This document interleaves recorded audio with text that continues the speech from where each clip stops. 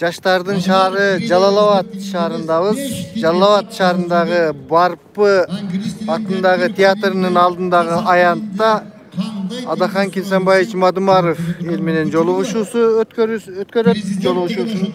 Жолугушууну өткөрүүнү ошону күтүп турган адамдар чогула баштады.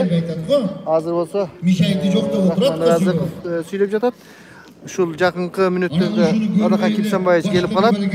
Сиздер менен мен блогер Бакыт Сулайман Жалал-Абад шаарынан түз алып берип жатамын. Абдан аба жакшы, күн ачык Жалал-Абадта. Менин өзүмдүн жаштыгым өткөн Жалал-Абад. Бул шаарда мен 84-88 жылдары Жалал-Абад педагогикалык окуу жайын бүтүргөнмүн. Ушул парктын ичинде спорттор менен занимация этип ары бери жүгүрүп жүргөнбүз. Сиздер менен мен Бакыт Сулайман. 76 адам көрүүдө, 76. Биз менен болуңуздар. Кайсы жерден чыгып жатасыздар? Айтып туруңуздар. Азыр мен мындайраак деле сүйлөп турам, алысыраак. Анан жакын Адахан Кимсанбаевич Мадумаров келгенде жакындайбыз. Абдан аба ырайы жакшы. 81 адам көрүүдө, 78 адам. 78 адам Красноярскийден, Санкт-Петербургтан чыгып жатат, Краснодардан чыгып жатат. Рахмат достор, рахмат. Сиздер менен мен Бакыт Сулайман бүгүн Жалал-Абад шаарынан алып берип жатам. Жалал-Абадты сагынган достор болсо, мынакей Жалал-Абад ордунда турат. Бүгүн күн аябай жакшы, аба ырайы, кечээкиндей ызгар, суук жок. Жалал-Абадты сагынган болсоңор, мынакей Жалал-Абадтын салкын кафеси, бияктан мороженое жеп жүргөн болсоңуздар керек. Азыр сезон болбогондугуна байланыштуу. Бул жерде ошондой Казакстандан салем дейт. Салем, казак бауырдастар. Сургут шаарынан жазып жатам. Мадумаровду колдойлу туугандар дейт.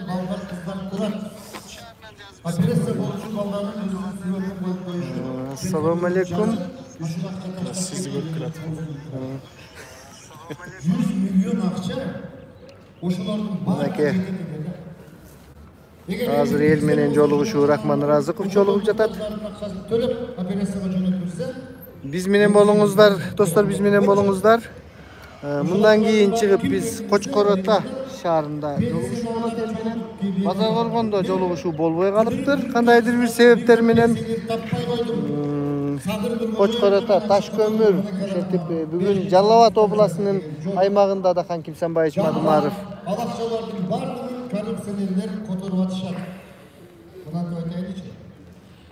Токтогул паркынын алдында турабыз Жалал-Абадта. Ошол киши 1 миллион сом акча которуптур. Жаздыр жүрөт. Рахмат, чарчабай иштеп жүрөбүз. Сургут, привет. Мен дагы болгом ал жакта Нефтьюганский, Ноябрьский деген жерлеринде. Сургут аркылуу Ноябрьскийге өтүп кеткенбиз биз. Ассаламу алейкум туугандар. Бардыгыңыздарга Кыргызстандан жалындуу жаштардын шаары болгон Жалал-Абадтан салам. Жалал-Абадтан салам. Жалал-Абадта мен 4 жыл окудум. 4 жыл ички иштер органдарын иштедим Жалал-Абадтын УУДусунда. Негизги турмуштагы чоң бурулуш ушул мен Жалал-Абад шаарынан башталган. Жаңы бийлик, убактылуу бийлик правительство келди. Мамлекет домдойт деп ишендигине. Колундуга барсак, жолдун боюнда 100 КамАЗдар тизилип турат. Биз менен болуңуздар, 154 адам көрүп жатат. Эфирден чыкпаңыздар достор, эфирден чыкпаңыздар. 154 адам көрүп жатат бизди. Азыр жакынкы мүнөттөрдө Адахан Кимсанбаевич Мадумаровдун эл менен жолугуусу күтүлүүдө.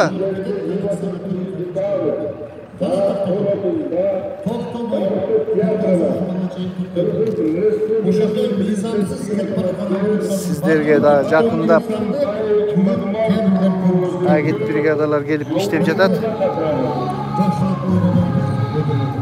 Биз менен болуңуздар достор, биз менен. Мен кыргыз элин тааныбай, түшүнбөй бүгүн коркуп турам. Bunçalık жүрөгү жок, qanchalik qo'rqoq el ekanimizni hozir ko'rib turamiz. O'sha beylik ko'rib qolsa bir bilan bo'lmaydi deb o'sha yerga kelmay qochib yurganimiz ko'rib turamiz.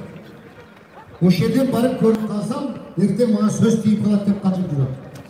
Qanday beylik kelsa aslida jata qilib xizmat qilgan. Jallovatdin parkini biraz ko'rsatib qo'yaylik. Men jallovatlarga aytdim. Atdan da qiyinchilik qayta kelsinlar. Stadionda men ko'rib olib, tanimay qoldim. Men o'yladim, Severniy Koreyaning prezidentiga o'tadi. Rahman Razıkov agay efirde suylab O'sha jatadi. yerda mashinaning orqasidan joy churqab охрана yuradi. Al ko'rsa jallovatlar ekan. Endi El çoğulup jatadi. biz janağı qo'shamatchilikdan dag'i chek bo'ladi da bir yergacha. Endi jolg'ili jata qolgani qaldi, boshqasi qolgan yo'q. Ушинтип жүрүп мамлекетти ушундай күнгө алып келдик-ко. Жанда эмеспи? Эми токтобойлубу? Бир күн токтоп туруп аркабызды карабайлыбы? Эмне болду деп. Өткөндө парламенттик шайлоодо мен мынау Кичалайга барсам бир аксакал мынтип айтты. Сизге окшогон 80ге чыккан аксакал берип жатабыз. Рахман балам, мен өлгөндөн коркуп атамын деди. Күтүлүүдө. Эмне ата дедим. Эми 80ге жашапсыз десем, men özüm için korkkan jokмун. Men бүгүн алып келсе даярмын. Men мынау балдарым үчүн, неберелер үчүн коркуп атам. 5 балам Россияда иштейт дейт. Ошолордун бардык балдары ушул жерде үйдөгү. Ата-энесин көрбөй, мээримди көрбөй чоңоюп атат. Булар эмне деген үй бүлө болот? Мен ошого коркуп атам. Элестеткилер. Мурда мектепке барып окуйт эле балдар. Азыр онлайн деген бале чыгып, мектепке де барбайбы. Илим билими жок болсо, ата-эненин мээримин көрмөсө, балам мындай тур, тигиндей тур деген энеси жок болсо, бир жылда бир жолу көрсө, ал балдар ким болуп чоңоет? Мен ошодон коркуп атам баламды. Бактылуулук эмне десе бир акылма мынтип айткан.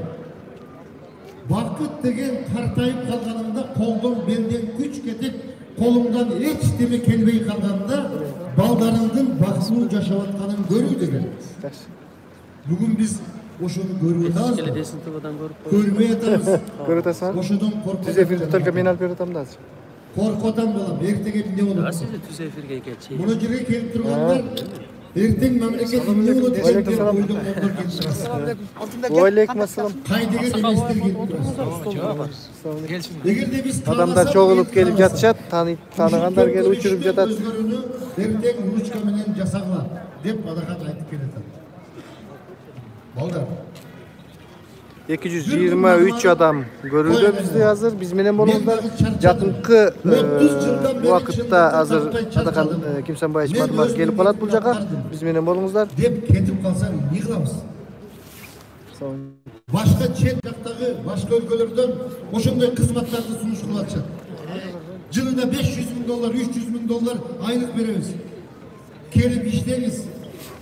Орустун саясатчысы айтты го, Адакан, sende bir gana kemçilik var. Sen слишком честный adamsın. Bir bana kılıp sende de elini aldap, boktur deyip bana vergin dese buna vay. Ben anda jalgan aytar mıyım? Ben Kudaydan korkum bu. Münafık da oldu, jalgan aytar. Münafık deveğini aytadat kana bu. Bağınla, karamboluna, kıyratan, tiginde çok kılan devotat bu. Sen deymiyorsun. Ben antım aytmayım. Тугандар, ошон үчүн мынау шайлоо өтө чоң бир биз өзгөрүп турган шайлоо. Ошону уктум мен дагы. Мага Санжар айтты. Мынау кечеде биздин партияда чогуу жүрүп, азыр талапкерлигин коюп аткан кээ бир өлкөлөрдү карап туруп ойлоп калдым. Мен деле кое берсем болчу экен деп. Урматтуу көрөрмандар, жакынкы мүнөттөрдө Адакан Кимсанбаевич Мадумаровдун келери бүтүлүүдө. Бүтүн Кыргызстанды колдоп Ар кандай маалыматтар, ар кандай мен өзүм базар болгондуктан азыр мага айтып жатышат. Ушул базар болгондон 2 автобус провокация жасай турган адамдар келе жатат дейт. Эми Кудайым сактасын. Эч кандай адимий сулук болсо керек. Eч kандай провокация бул жерде болбойт, провокацияга алдырууга аракет кылбайбыз. Административдик ресурс Урматтуу базар органдык жердештер, 500 миң адамды жылдырып алып кетип аткан. уят кылбай аман эсен ушул жолугушууларды өткөрүп алалык. Бүтүн Кыргызстанды парламентке алып бардыңар.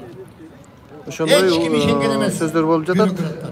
Анын канчалык деңгээлде чын калпын дагы көрөбүз. Азыр мына бул жерде бир сааттан ашыгыраак жолугушуунун болору күтүлүүдө. 200 миңге жакын электорат бар экенин далилдедиңиз.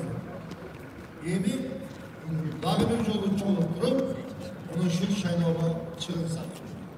Жасай алабыз. Балдарыбыз Россиядан безинде барчу. Өткөргүлө, колдогула, биз мамлекет катары сакталып калайлык.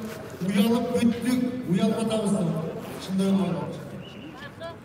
Жесилерде уялып атасыңар. Биз депутаттардын жетекчилерин сүйлөгөн сөздөр. Эжем келе жатат, сүйлөймүн деп жатат. Эже, сөзүңүз бар беле? Сүйлөй турган? Жоқ, мен тиги жака алып сүйлөй берсем качайберсин. Ал меникин азыр прямой эфир бүт дүйнө жүзү көрүп турат азыр бизде.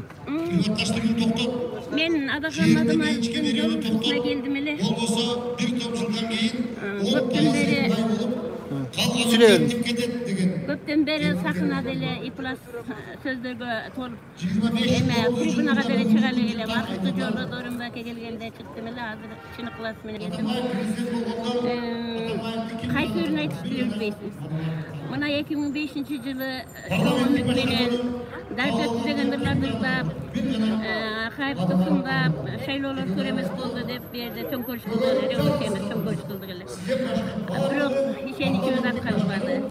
Андан бери деле өзүм институттуну бүтүп, телережиссер, уюштуруучу, маданий агартуу кызматкери болуп жүргөнүм менен мына турмуштун жагдайына карата революционер болуп кеттим.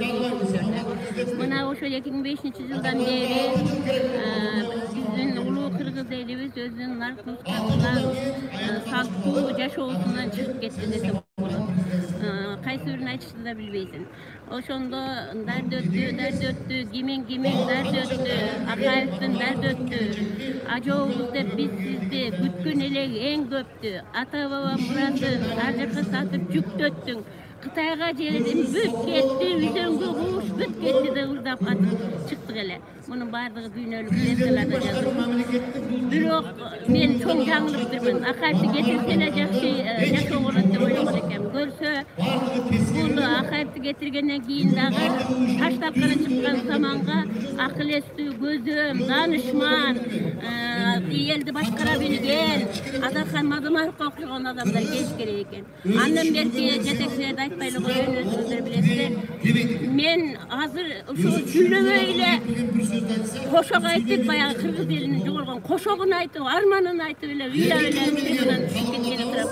Анткени биздин кыргыз элибиз дүйнөдөгү жок салттуу жашаган эл болчу.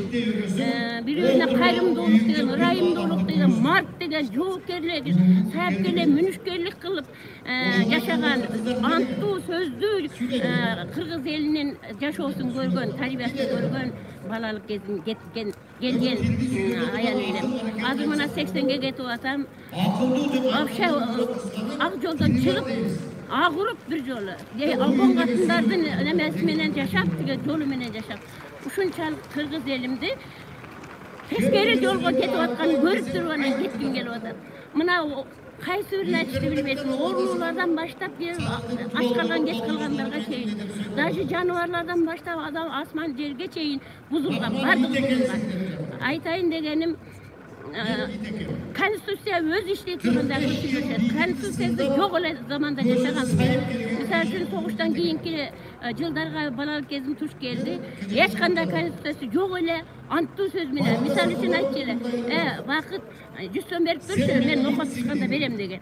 Кудо ошол нокот пышканды кайра берчү. Эгер 5-6 күн кичигип калса, чирдөбөгө чыгып, айыбын мойнуна алып, койду союп, анан кийин тиге кечирим сурап анан берчү эле. Мына ушундай жашаган кыргыздарыбыз азыр жоголуп баратат. Урматтуу көрөрмандар, бул менин өзүмдүн Жалал Абад педагогикалык окуу жайындагы өзүм мени таптап өстүргөн ушул эжем Үрүниса Турдуева эжем. Ошол сүйлөп коеюн деп келди эле. Дагы сөздөрүңүз барбы, айта турган? Өтө эле көп, бирок Sözlerin көп. Qaysırını aytayın deyim. Misal için men özüm institut kursunu birinci bitirген adamlarman, sizler bilgen Жолдобай Кайыптар менен бирге иштеген, Чорок Hocam Жарыптар, Жумабаевтар менен бирге окуган адаммын. Ошондо дагы мен ошол самдагы уюштуруучулук жагынан абдан алдын качыгып, ректорлук кол менен учрашчы Насир Давлетович. Андан кийин комитет комсомолдо иштеп жүрдүм. Комитет башка айткандай перечилишеде. Анда дагы мени байкап, бирден мен айткым келет. Мисал үчүн дүйнөлүк эмелерди караштырсам, баардыгы маданиятты түшүнгөн, артист болгон, чеберчилик күчтүү адамдар болгон экен, эрегин баш болуп. Азыр мен дагы ою келип атат. Ушу журналисттикте түшүнгөн, маданиятты да түшүнгөн ада кандай адам керектиги суудай керек. Урматтуу көрөрмандар, биз менен Үрүнчү Турдуева эже болду. Активдүү саясий жактан аябай активдүү аял бул эжебиз. Мен көптөн бери көрө элек болчумун. Мына азыр өзүбүздүн күнөстүү Жалал Абадка келип, биринчи эле жолуккан мага ушундай сүйлөп берген эже ушул болду. Жакшы, рахмат Жалал Абадтыктар. Интернетте моундай болуп атат дешим. Ошо жалган маалыматка ишенип атышат. Бирок мен билем. Көчөгө чыгып кыйкырбаган, интернет окуп аралашпаган, акыл-эстүү 690 адам bizi görүүдө, урматтуу көрөрмандар. 690 адам көрүүдө. Биз менен болуңуздар. Жакынкы мүнөттөрдө Адахан Кимсанбаевич Мадумаров келет бул жерге. Бишкектеги интеллигенттердин ассоциациясы жыйын өткөзүп, эки талапкердин тегерегинде чечим чыгарып, эки талапкерди талдап өздөрүнүн чечимин чыгарышты. Десинти. Алар не деди? Ошол жерде бир орус юрист. Нет. Иши мындай деди. Да. Мадумаров адам Жери андай эмес. Бирок мен бүгүн адамды тандап аткан жокмун. Ал мага жагабы, жакпайбы, мамлекетти башкарган жападан жалгыз адам катары мен бүгүн Мадумаровго берем. Сүйлөй турган сөзүң бар, чыгарып коюн. Анда бул не дегенди айтты? Бул деген сөз чындап эле акыл-эси бар адамдар бүгүн мамлекеттүүлүк катары сактап калып, мыйзамды сактап калайын деген адамга добушторун берип атышат.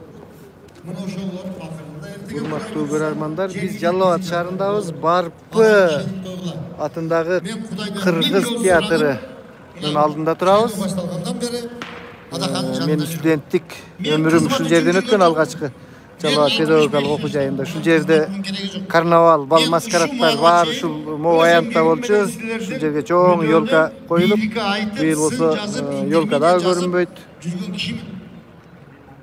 Мен кээ-бирөөлөргө окшоп кызмат сатып ала коеюн деп, апарып акча төгүп берип жүргөндөрдү билбейм.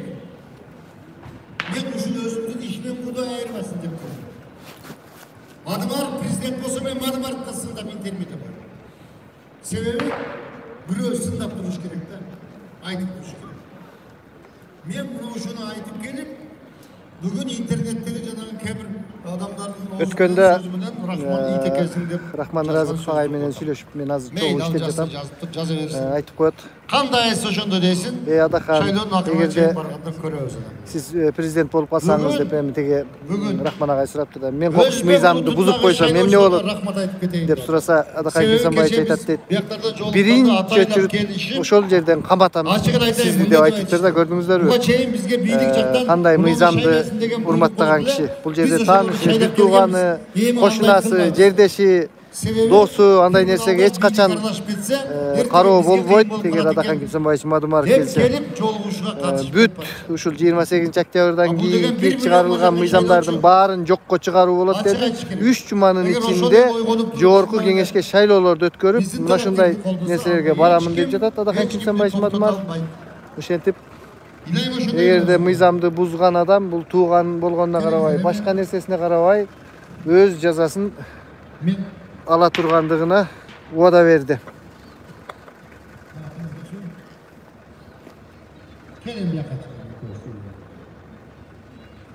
Азыр сахнада башка бир аялдар сүйлөп жатат. Адахан Кимсанбаевич Мадумаров келгенде мен жакындан алып берем. Ага чейин өзүбүзчө сүйлөшүп туралык, достор. Пикирлериңерди билгизип. Кээ бирлер абдан жаман пикирлерди жазып жатышат. Алда болсо ар кимдин өз эрки. Агитация кылып жүрөт. Ошол жака таштап келген өткөндө Адахан Biz Tüz Efir'deyiz dostlar, Tüz Efir'deyiz. Biz menen bolуңуздар. Barpı atındaki Kırgız tiyatrının aldığında turabız.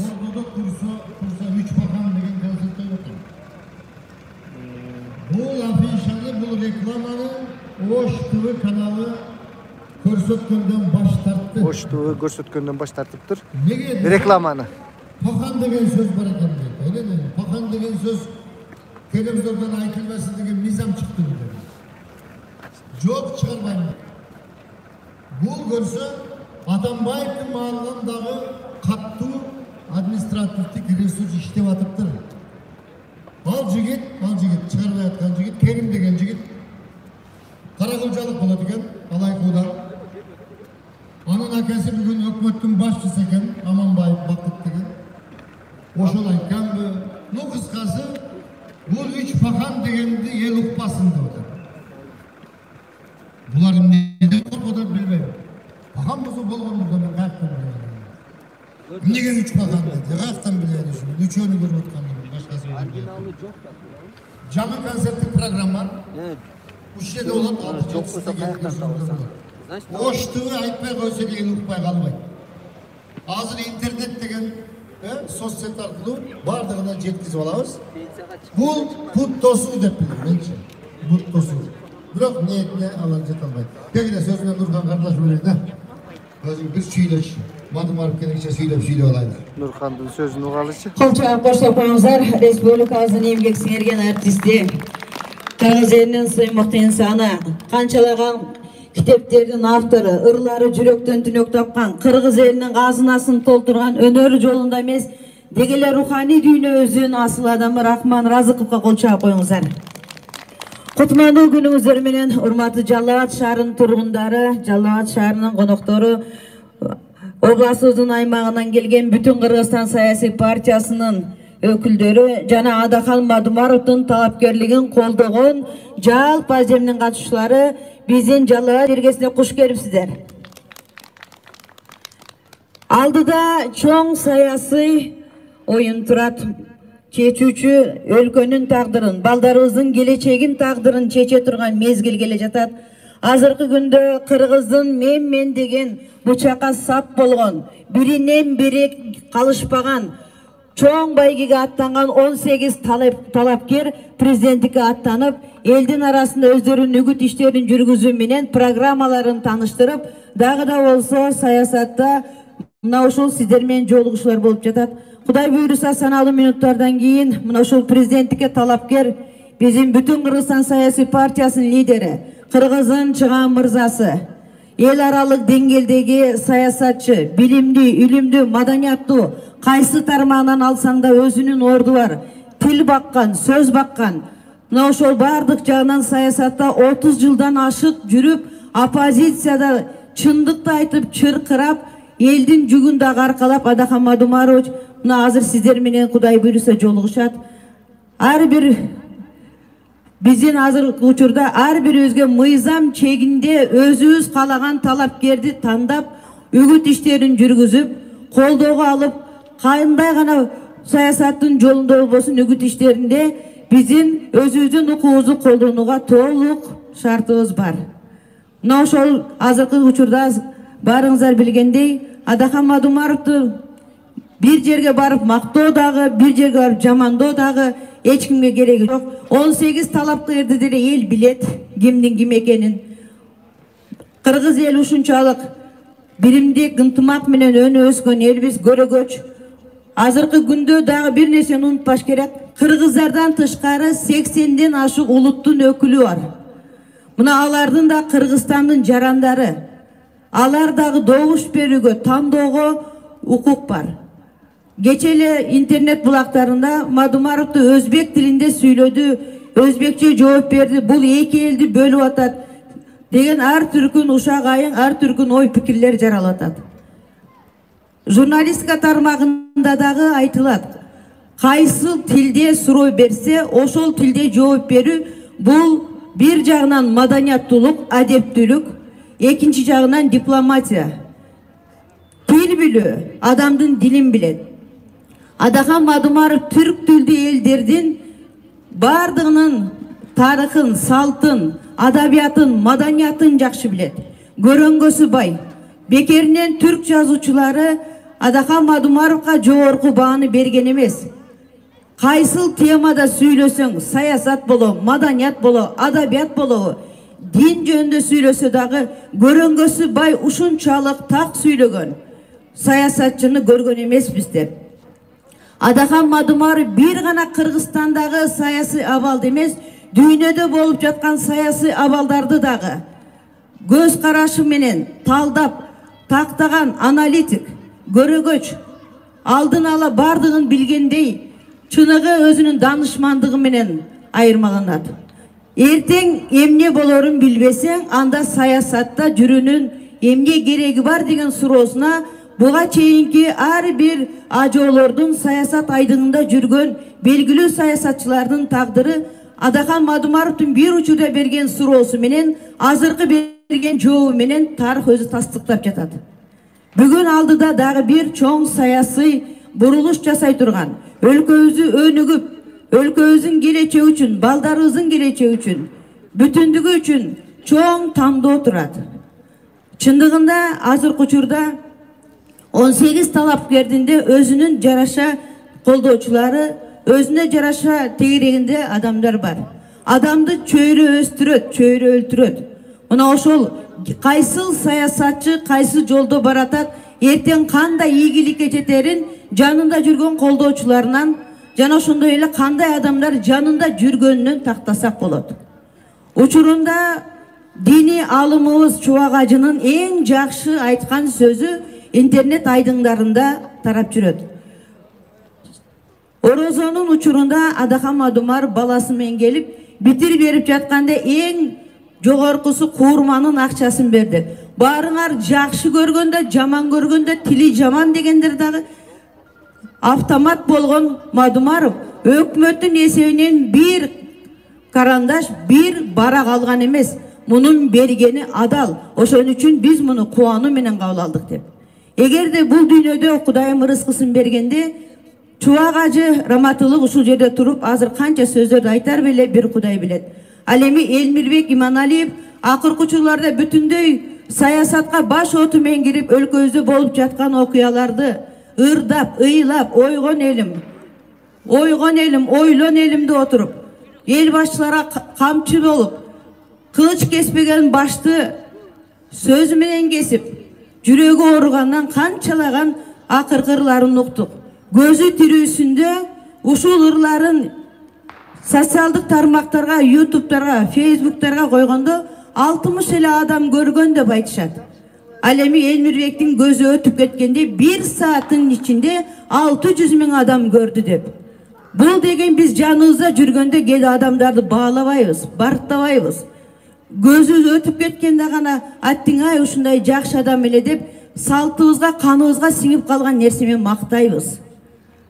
Аккан арыкта суунун баркы жок деп бекер айтылбайт экен. Бүгүн мен ушунчалык кубанам, бул жерде 5 адам турабы, 10 адам турабы, 100 адам турабы, бардыгы чын дилден Adaхан Мадумаровдун жүргүзүп жаткан саясатын түшүнүү менен колдогон инсандар турат. Андыктан сиздердей адамдар барда сөзсүз ийгиликке жетерибизге ишенебиз. Анткени бирөөнүн көзүндө бар, бирөөнүн сөзүндө бар, бирөөнүн кудуретинде Кудай берген касиет бар. Ар бириңиздердин артыңыздарда 10догон, 100дөгөн адам бар. Демек, кол чабалар менен коштоп коюңуздар. Adaхан Мадумаровдун келечеги бар. Мынакей эми баарыбыз кол чаап коштоп, Кыргыз Республикасынын президентине талапкер, бүтүн Кыргызстан саясий партиясынын лидери Adaхан Кимсанбаевич Мадумаров келди. Кол чабалар менен, кыргыздын каада салты менен кыздарыбыз төсөп алып атат. Жергебизге куш келипсиз, сиз менен кошо кут келсин деп бир кол чаап коюңуздар.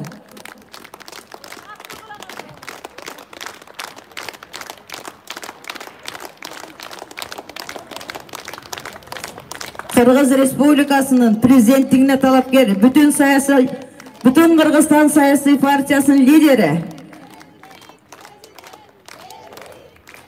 Мадумаров Adaхан Кимсанбаевич Жалал Абад жергесиндеги koldoочулары менен жолугушууга келдик. Куттуу болсун конушуңуздар. Катуураак чысындабышыңыздар. Adakan Kimsanbayevich Madumarov kelishadi.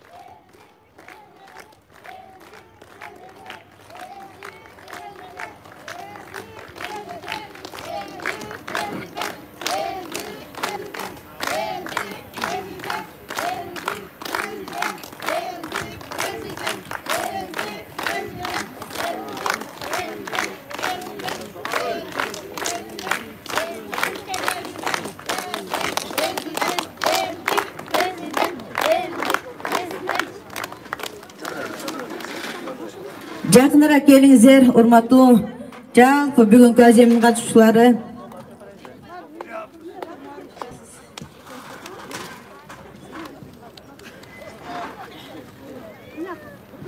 Bizde 1000 adam görүүдө. Дагы бир жолу урматтуу бүгүнкү Адахан Кимсанбаевич менен жолугушууга келген Жалал Абад шаарынын, Жалал Абад областынын Булуң бурчунан келген биздин катышууга келген жалпы колдоочулар, бүтүн Кыргызстан саясий партиясынын өкүлдөрү, куш келипсиздер. Сөз кезегин мына ушул улуу сапарга аттанган, улуу тилекти моюнга алган, баарыбыз колдоп, чоң үмүт арткан Кыргыз Республикасынын президентине талапкер кол чалар менен Адахан Кимсанбаевичка микрофонду узатайын. Рахмат. Ассаламу алейкум, урматтуу агалар, апалар, эжелер. Барыңыздар бүгүнкү жыйынга кош келдиңиздер. Биз саат 11-де деп, 11-де дагы бир талапкерибиз, инибиз ушул жерден жыйын өткөргөнү калыптыр дегенден тоскоолдук кылбайлы деп бир аз күтүп калдык. Анан азыр экиге бөлүнүп калыптыр дейт. Мейли. Биздин оюбузду, пикирибизди Кудайдын куттуу күнү эле телефондон көрүп атасыздар. Азыр деле ушул жерде ушул Жалал Абадта туруп сүйлөп атабыз, бирок биздин сүйлөгөнүбүздү Аксалабыкада да, Ташкөмүрдө да, Токтогулда да көрүп атат. Ошондуктан канча киши келди, канча киши маалымат алды, ал жыйынга келгендеки кишилерден эмес. Мына ошол маалымат жеткен булактар боюнча алып аткандыктан. Ошондуктан биз кайра кайталап отурбайлы, программаны жакшы билесиздер. Мындан аз эле мезгил башта дал ушул жерде сиздер менен жолугушуп кеткенбиз. Парламенттик шайлоодо. Ошо парламенттик шайлоодогу айткандай эле болду. Эгерде биз калемдин учу менен жакшынакай маданияттуу революция жасап, бийликти өзгөртпөсөк, анда ак таяк, көк таяк болуп, бири-бирибизди куушуп калгандан Кудай сактасын дедик эле. Мына ошондой болду. Бизге жанагы калемдин учу менен ысык үйдө отуруп алып эле өзгөртүүнү жасап коюшка болбойт экен да. Эмнеге болбойт деген суроонун бага беришет, баягы напсы бала болтурбай атат да. Азыр дагы ошондой. Силер ойлоп атасыздар да, жаңы бийлик келди деп. Эски бийликтен 5 беттери келди. Өтө чатак болуп келди. Эми дагы 10 январда мойнубузда чоң бир жоопкерчилик турат. Кыргызстанды башка жакшыбы, жаманбы, бечелби, жөтөлбү бийлик эптеп-септеп конституциянын тегерегинде иш кылчу эле. Азыркы келгендер конституцияңды дагы, мыйзамды дагы, каада салтыңды дагы, адамгерчилигиңди дагы бүт баарын түкүрүп салып, каалагандай иш жасап атканын көрүп атасыздар. Сөзсүз эле муну Мадумаровдун айтышынын кажети жок. Өзүңүздөр көрүп атасыздар. Мына биз бул жагы Кулунду деген жер бар. Лейлектин четинде. Сүлүктөөндөн ары. Ошол жактан бери, бул жагы Чоңалай, Дароот Коргондон бери, бул жагы Карагулжадан бери келетабыз. Бүгүн биринчи жолугушуубуз Жалал Абад областындагы жолугушуу. Тушоо кесүү жолугушуубуз. Мына жолдон жол катар көрүп келетабыз. Канча талапкер катышып атат президенттикке? 18 ми? Бирөө эле турат го. Каяктан акчасы көп? Ал эч жерде иштебесе, бир канча жылдан бери башка жакта болуп турса, каяктан акчасы көп? Пенсионерлер берип атабы? Азамат. Ушуну ошо жигит айтты эле, мен ишенбей койдум эле, силер берип атасыңарбы? Анан эмне мага арызданасыңар? Пенсияны көбөйтөсүзбү деп. Пенсия ашкан экен берип атыпсыздар. Небере чеберлерден калганын. Рахмат. мен программаны айтып, ал бұл жерде отырбайын, мына жерде түздөн түз суроолор келип түштү, ушуларга жооп берейин. Программанын ичинде ушуларга токтоло кетебиз. Кыргызстандын келечегин кандай элестетесиз? Сиз кандай кааласаңыз Кыргызстанды мен ошондой элестетем. Сиз каалайсызбы Кыргызстан таза болгонун? Эртең таза шайлоого барыңыз. Сиз каалайсызбы Кыргызстан маданияттуу болгонун? Маданияттуу болгонго өзүңүз аракет кылыңыз. Сиз каалайсызбы илимдүү, билимдүү болгонду Кыргызстандын? Анда илимге, билимге умтулуңуз. Сиз каалайсызбы коррупционерлердин болбостугун? Сиз өзүңүз коррупцияга аралашпаңыз. Шайлоодо акча аралаштыбы? Демек сиз дагы коррупциянын бир бөлүгүсүз. Шайлоодо жанакы бусиктер менен топтоп алып, чапкылатып алып жүрөбүз сиздерди, коюп ташыгандай кылып. Bir жыйындан экинчи жыйынга. Демек биз ошондой өлкөбүз. Биз ошону каалайбыз. Өзүбүз ошого чуркап турабыз. Мага аябай чоң дем берген Кулундудагы бир окуя болду. Жалаң мындай кичи автобус минген таксисттерди ошол жолугушууга эл ташыйсыңар деп айтыптыр. Акчасын беребиз деп. Акчага карабастан ошол таксисттердин бүт баары баш тартыптыр. Биз киши ташыбайбыз дептир. Мына аны көрдүңүздөр өзүңүздөр. Массалык маалымат, социалдык тармактардан көрүп атасыздар. Угуп атасыздар. Ошол таксисттер айтып атат. Бизге караганда 2 эсе көбүрөөк төлөп, Тажикстандын бусиктерин алып келип, ошону менен ташыпты деп атат. Уктуңарбы ошону? Көрдүңүзбү? Мына Кыргызстандын бийлигинин бүгүнкү жүзү. Эмне деп алдап атат алар? Эмне деген шумдукту баштап атат? Кыргызстан конституциядан чыгып кеткен. Кыргызстан мыйзамдардын баардыгын өзүн билемдик менен жасап атат. Россиянын жана башка өнүккөн өлкөлөрдүн колдоосу жок. Өз алдынча өнүгүп кете алабызбы? Шаар тургуну жол чүйүбө дейт. Дүйнөдөгү бир мамлекет бирөөнүн колдоосу жок, бүгүн өзү өнүгүп кете албайт. Бири-бириге көз каранды. Биз көз карандыбыз. Бензинден көз карандыбыз. Соляркадан көз карандыбыз. Аба каттамдан көз карандыбыз. Жол каттамдан, темир каттамдан көз карандыбыз. Биз көз карандыбыз, бугдайдан да көз карандыбыз. Туздан да, майдан да. Мына бул азаматтар келгенден бери майдын баасы канча пайызга көтөрүлдү? 50%дан дагы көп. Мына 320 сом турган 5 литрлик майлар жеңем өзү барбай жездемди жиберет экен да. Ошон үчүн баага анча эмеси жок. Ошол 700 сом болду. Демек бул 100%га көтөрүлдү деген сөз. Un көтөрүлдү, кум шекер көтөрүлдү. Көтөрүлбөгөн эч нерсе калган жок. Анан эмне эле кайра кыйкырып атабыз, чыркап атабыз, өсүп атабыз, гүлдөп кеттик. Жана бир президент айткандай, Европа өлкөлөрү көрүп бизге көзү күйүп атат дегендей болду. Эмне биз чыркадык? Эмне үчүн ушундай кымбаттап атат? Себеп башка мамлекеттер биз менен кызматташууну токтотту. Россияны караңыздар, Казакстанды караңыздар, Өзбекстанды караңыздар. Алар биз менен кызматташпай койду. Эмнеге? Бейбашсыңар деп атат. Мыйзамдын чегинен чыгып кеттиңер деп атат. Ону Мадумаров айтса ишенбешиңиздер мүмкүн эле, бирок Путин айтты да. В Кыргызстане постоянно чихарда деди. Это беда кыргызского народа деп. Туурабы? Бул деген сөз Кыргызстанда баш аламандык, кыргыз элинин башына түшкөн бир бала деп айтты. Анан эмнеге чуркап атабыз? Эмнеге чыркап атабыз? Кече Каракулжадагы болгон жыйында айтты, айланайындар, жаман уят болдук дейт. Биз эмес, жанагы мингизип койгон аты да уят болду дейт. Аттан алдына түшүп алып чуркаганын көрүп, ат уялды дейт. Мына ушул нерсенин баардыгын караңыздар. Азыр ушул илинип турган сүрөттөрдүн баардыгында 40 күн башта биримдик деп илинип турат эле. 40 күн башта мекеним Кыргызстан деп илинип турат эле. Ошондо да биздин сүрөттөрдү көргөн эмессиздер. Ошондо да биз ширенкенин кутусундай кагаз чыгарган эмессиз сиздерге. Биз сиздердин колдооңуздар менен бир сары чака курутпой туруп, ошол алдым жуттумдардын арасында 7%дык тосмон аттап өтүп, парламентке кирген, маңдай тери менен утуп чыккан жападан жалгыз партия болдук биз. Аны үчүн сиздерге таазим, сиздерге ыраазычылык, сиздерге чын дилден чыккан рахматты айтам. Сиздер бар, бизди күрөшкө ушинтип түртүп турасыздар. Сиздер үмүт отун өчүрбөй келесиздер. Сиздер. Айтуда мага айтат, азыраак киши келип калганына капа болбо дейт кээ бир жерде. Жок. Алар киши ташып кыйналып атса, биз кишилерди батыра албай кыйналып аттык баягы маданият үйлөрүнө. Аны түз эфирден көрүп атасыздар сиздер.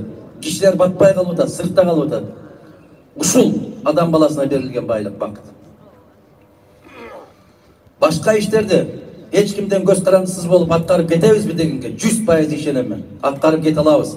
Бирок аткарып кетүүчү жигиттерди, аткарып кетүүчү кыздарды биз кыргыз эли көтөрбөй атабыз. Көтөрө албай атабыз. Эмнеге? Ашказан оордук кылып коюп атат. Акылды октатып койгон бизде бир напсы бала деген болуп атат. Ар бир шайлоодо кымыйып коюп бир нерсени жайлап коюп отуруп атабыз. Мына бул шайлоодо да кече маалымат угуп калдым. Ошол бир гана талапкердин, Садырдын талапкерлигин эчен деген миллион сом акча түшүптүр. Бизге айлык жетпейт деген профессор Зайнидин Курмановдун кызы барып 5 миллион салып коюптур. Уктуңарбы? Бул кандай болот? Профессорлор ошондой көп айлык алабы? Рахман агай дагы айтты эле, менин да кыздарым бар, үйүн карап чыгышым керек экен, на всякий случай деп. Кече айтыптыр го атасы, мен билбей калыптырмын, ошондой таштап коюптур деп. Эми качанга чейин алдайбыз бири-бирибизди? Адака мырза куш келипсиз. Биздин балдарыбыздын көбү сыртта иштеп жүрүшөт. Мигранттар шайлоого катышууга шарт түзүлгөнбү? Же өткөндөгүдөй укугу корголбой шайлоого катыша албай калышпайбы? Бегабаттан Анипеже сурап атат. Мына Садыр айтты да. Мага дейт, ошо мигранттар акча чогултуп жиберип бериптир. Мына камзирди дагы ошолор бериптир дейт. Айнанайын Садыр. Жок дегенде ошол камзир берип берген.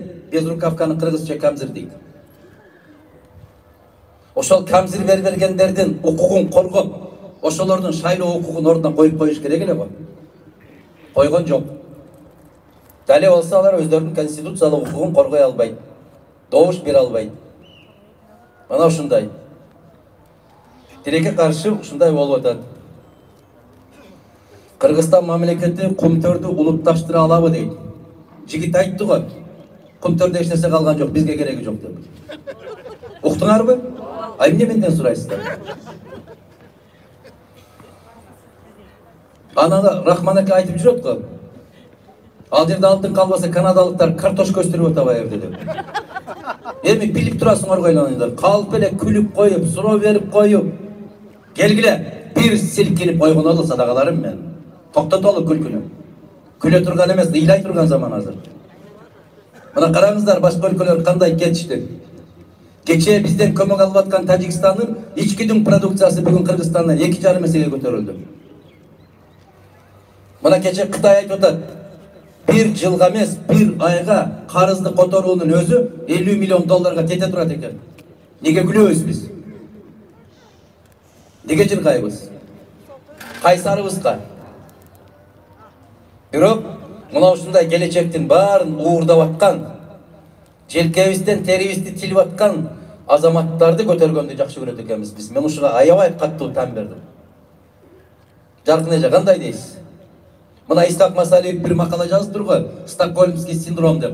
Ошо Стокгольмда, Швецияда бир зөөкүр чыгып, 4 кызды чынжыр менен байлап, жертөлөсүндө аябай ит көрбөгөн кордукту көрсөтүп келген да.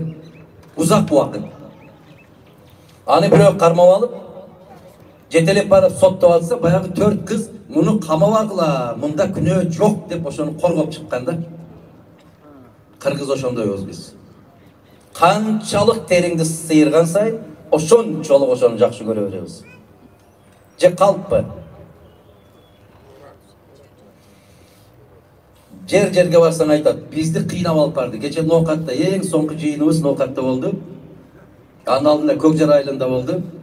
Мугалимдер менен дарыгерлер ошол жерден ыйлашты го, көрдүңүздөр го. Бизди зордоп, кыйнап, ошол жыйындарга алып барды деп. Же көрбөй атабызбы андайларды, укпай атабызбы?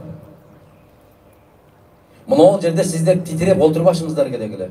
Мен сунуш киргизгенмин. Келиңиздер.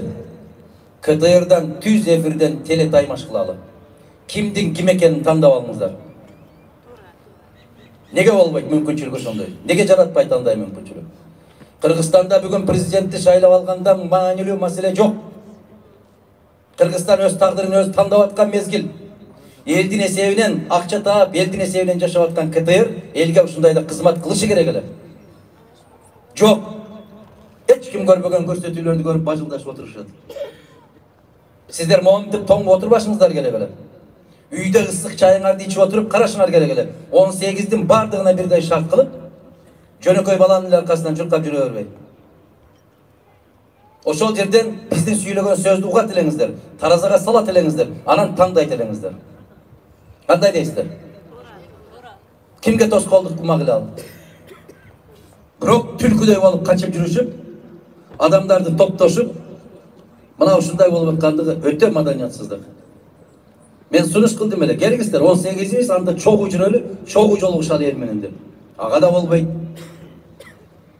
Себеп биздин баарыбызды кайтарганга милиция жетпейт.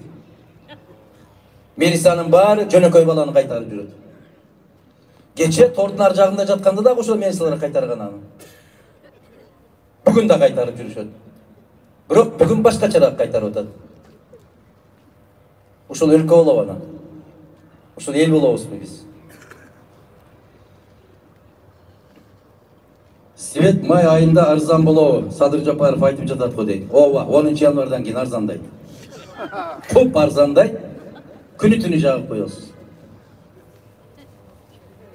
Сиздер чындап ушундай суроо бересиздерби, же мени жооп берсин деп эле берип атасыздарбы? Жээнбеков айтпады беле? Мен президент болсом, айлыгыңар 11 миңден болот деген. Ким 11 миң алат азыр айлык? Пенсия.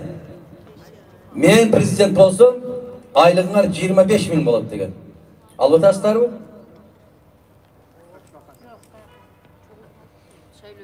Отурабыз дагы эле. Эмнеге Курсан Асанов бир убакта коюп алды? Бакыт Сузак районунан билбейм. Биз бир жума башта жарыялаганбыз. Эжеке, өзүмдүн программамды айтпай, мен сизге манас айтып аткан жокмун. Урматтуу Алахан Кимсанбаевич дейт. Бул жерге сизди жакшы көргөн, сыйлаган адамдар келгенбиз. Биз эл жемелебеңиз дейт. Сизге ишенебиз. Кыргызстандагы элибизге туңгуюктан сактап калыңыз дейт. Туңгуюктан сактап калып, ошол туңгуюкка барба деп жемелеп атам. Неминче назик болуп калдык? Каяктан мындай назик болуп калдык? Биз мына ушул жерде отурган бүт ата энелер сиздер. Балдарыңыздарды урушасыздарбы? Сабакка бар деп урушасын. Туурабы? Кийимиңди кирдетпе деп урушасын. Бирөөнүн короосуна кирбе деп урушасын. Бирөөнүн алма багында алмасын уурдабай деп урушасын. Арыктан суу ичпе деп урушасын. Түз жолго барып түз кел деп урушасын. Көчөдөн жүгүрүп өтпе деп урушасын. Туурабы? Жеме укпаган бала жок. Мен сиздер балдарыңыздарды кандай жакшы көрсөңүздөр, ошондой жакшы көрүү сезимим менен урушуп атам мен.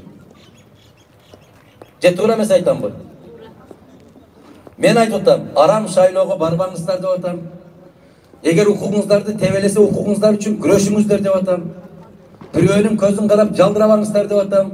Мына телефондон чыккан маалыматтарга ишенбеңиздер деп атам. Фейктерди окубаңыздар деп атам. Мына ушундай экен да. Кандай дейсиздер? Мен түшүнгөн мененче жана эле маалымат келген. Базар Коргондон 1-2 дейби автобус жөнөдү, аялдар жөнөдү, барып Мадумаровдун чогулушун бузуп келгиле деп жөнөдү деп. Келсеңиздер, кош келдиңиздер. Ушул жерде отуруп туруңуздар, чыдап туруңуздар. Анан суроо болсо бересиздер. Отурбай эле чыгып кетсин ар жака. Эми мен аял кишилерге айтсам болбойт. Аял кишилер өзүңүздөр айтып коюшуңуздар керек. Мына Базар Коргондон келгенден бери билем. Тургандарынан бери стойкаларын карап коюңуздар. Азыр ушулардын заманы, разборщиктердин заманы. Ассаламу алейкум дейт. Куш келипсиз Жалал Абад шаарына суроо. Радахан аке, азыркы чимкирик депутаттарга кийин мыйзамсыз токтомдорду кабыл алган үчүн жоопко тартылабы дейт. Биздин программабыз ошол, карындашым. Ошол чимкириктер 28-ден кийинки кабыл алган чечимдердин баары мыйзамсыз. Муну жалгыз Кыргызстан эмес, башка мамлекеттер да тастыктайт. Алардын алып аткан акчасы дагы арам. президентке талапкер болгон киши, президенттин милдетин аткарып аткан киши бара албайт деп конституцияда жазылып турат, баратат. Кече Мадумаров эмес, бир журналист суроо берип атат. Сиз эмне үчүн резиденцияда жашап атасыз десе, мыйзам жол берет дейт. Жол бербейт. Жөнөкөй жигитти милициялар коштоп алып, көчөнү тазалап, кыйкырып жүрбөйт, келетат эле келетат, кач деп. Акимдер жөнөкөй жигиттерге эл ташып бербейт. Директорлор мугалимдерди кыйнап алып барбайт. Башкы дарыгерлер бүт оорукананы жаап коюп, дарыгерлердин баарын чогулушка сүйрөп жөнөбөйт. Же мындай болбой атабы? Болуп атабы? Мен ушуну айтсам, жемелеген боломбу, же чындыкты көзгө сайган боломбу? Баракелде жылар. Чоң рахмат сиздерге. Анан кайсы жерге барса эле 2 чөсүн жибере коюп туруп, шаалинин стойкасын алгандай болуп тура калгандар пайда болот. Мага десеңер айланайын, дүйнөнүн түркү болуп асманды тиреп тургула, мага баары бир. Мен силерден кыйындар болгон мезгилде сүйлөп келгенмин, силерден кыйындар мезгилинен кийин да сүйлөйбүз, Аллах уруксат берсе.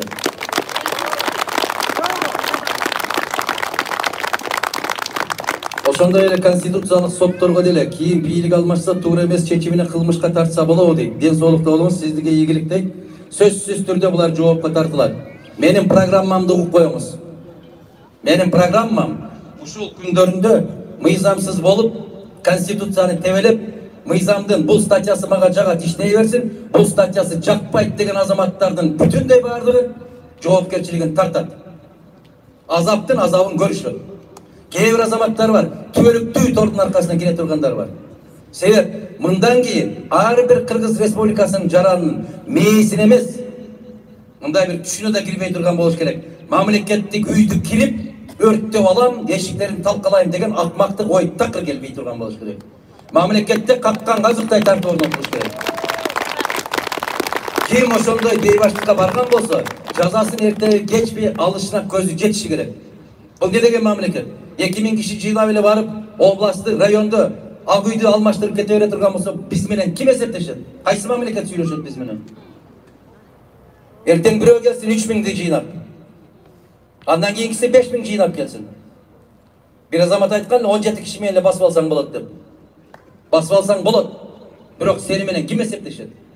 Сени ким тааныйт? Өлкөң эмне болот? Элиң эмне болот? Мына ушул жактарын ойлошубуз керек биз. Биз башкалардын алдында жер карап жүрбөшүбүз керек. Биз дагы өлкөбүз, элбиз. Конституция, мыйзамыбыз бар деп жүрүшүбүз керек.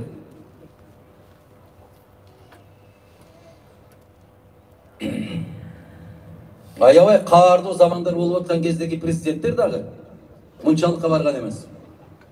Бусик аялдарды жыйнап, бар ошонун артынан чогулушка катышып кой деп. Уят болот карындаштарым. Өтө уят маселе болот. Мен өкмөткө кайрылдым дейт. Чек маселеси менен, бирок бир да маяна чыккан жок. Жолдошум да инвалид. Алты балалуубуз. Кичине кызым дагы инвалид, майып деген да бул.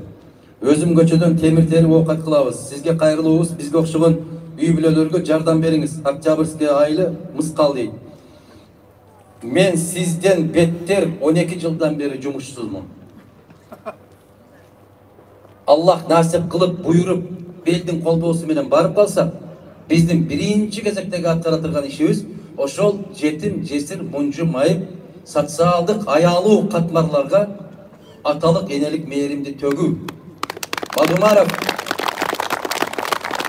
келсе диктатура орнойт деп коркуп жүргөндөр бар. Орнойт. Диктатурадан да каттуу нерсе орнойт.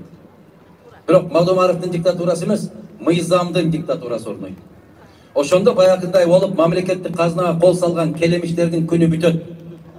Момундай болуп мыйзамсыз туруп алып, чаржайт сөз сүйлөгөндөрдүн дагы сөзү токтойт. Өлкө болот, мамлекет болот. Мен ушуну вада берем. Менин программам ушундай. Жазып койгондой, келечекке кызмат эмес. Мен бүгүн кызмат кылгым келет. Бүгүн. Келечекти Кудай билет. Ар бир келген президент айткан. Мен келип калсам мындай болот деп. Жок, мен андай вада бербейм. Менин программамда андай жок. Менин программам бүгүн өгүздөй иштеш керек. Бүгүн. Айтышып атпайбы? Биз жаңы туулдук. Басканга чейин, басканды үйрөнгөнчө туруп тургула деп. Dagы bir azamat жазыптыр. Шуркап жүргөндөрдү эле коюп албайлыбы деп, мунун басканын күтпөй. Бул дагы чындык. Жигиттер, мына жерде турган азаматтар, көпчүлүгү 30 жаш, 40 жашка чейинкилер. Сиздер үчүн кайрылам, силерге кайрылам. Аскар Акаевич туура эмес иштеп атат. Мындай болсо бүт бардык эл тентип чыгып кетет. Кыргызстанда эч ким калбай калат деп сүйлөгөндө жигиттер, мындан бир 25 жыл башта. Мени мына ошо азыр мага каршы чыгып аткан кээ бир карындаштарымдын апалары менен аталары мага каршы чыгышкан. Акаев мыкты иштеп атат. Ага тоскоол болбо. Акаевди сындаба. Өзүңдүн оюңду айт дешип турган ушундай чекеде. Кече Кочкоратада бирөө айткандай, Мадумаровду качан токтотосуз деп кайрылгандай. Мадумаровду Аллах токтотпосо, пендеси токтото албайт. Мына ошол мени менен күрөшкөндөр бүгүн да отурушат. Акаев кандай иштептир? Кеткенден кийин мен ал киши жөнүндө бир ооз жаман сөз айтпайм. Кече Жээнбековке да айтканбыз, Атамбаевке да айтканбыз, Абичеме да айтканмын. Мыйзамсыз отурасыз. Конституцияга бекерден бекер референдум өткөрдүңүз, эл катышкан жок. Себеп Бош менен Жаллабаттын күйгөн үйүнүн түтүнү токтой элек мезгилде референдум өткөрүшкөн. Жок кууп келеткандай болду. Кийин Атамбаев айтты, ал Конституциянын ар бир кадамында бомба катылган экен дейт. Мен айттым бижаны. Кече 16-жылкы өткөргөн Конституциясында айттык. Бул Конституция Кыргыз мамлекетин жок калпарат деп айттым. Жандай болбодубу? Дагы мени менен кыйкырыштыңар. Өзүңүздүн оюңузду айтыңыз. Мен бирөөнүн оюн айтпайм. Мен бирөө жазып берген кагазды окубайм, титиреп калтырып, кайсы жерге келгениңди билбей калып адашып кетпейин деп. Мен өз тилим менен, өз сөзүм менен, өз оюмду айтып келгенин айтам.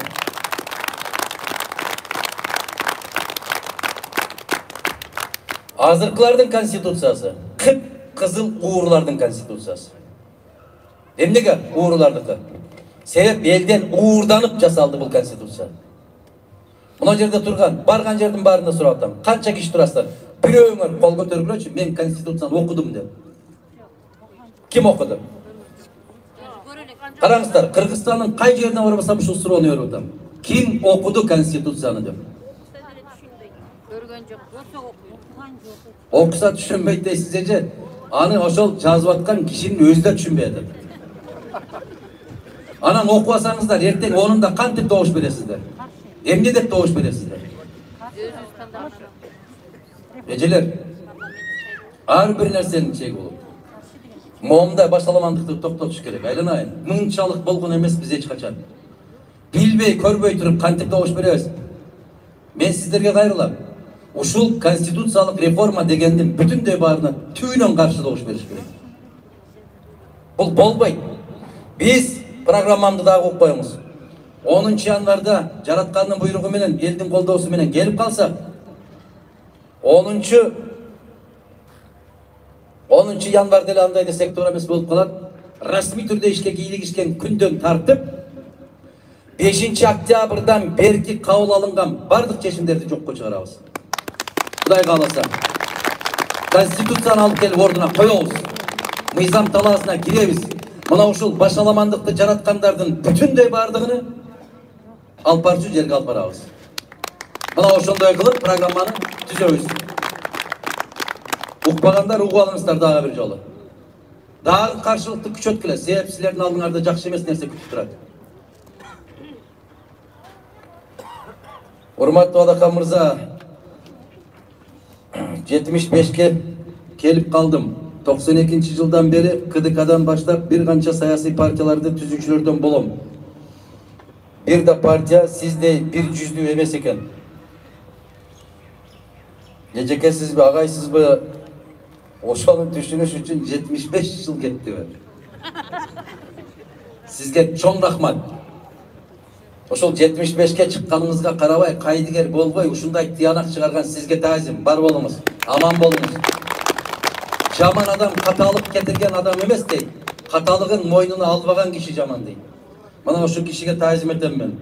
Eki yüzdüler elde ele uğurdabay, başka өлkөлөрдү da Kırgızga karşı kılууda deyip.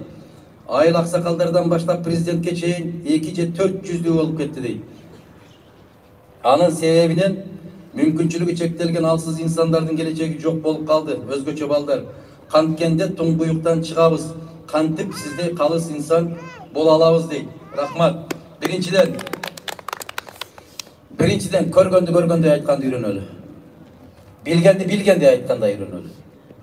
Мына аксакалдарга өткөндө айтканмын, азыр да кайрылам. Бирөө чайга чакырса 99 жолу ойлонолу. Ошонун чайы адал бекен деп. Ошол чайды bir жакшы ниет менен берип атты болду экен деп ойлонушубуз керек. Мына абам отурат. Канча жаштасыз? 80'de ekensiniz. Baldarınız bir yılda bir koy soyup veriyor sizge.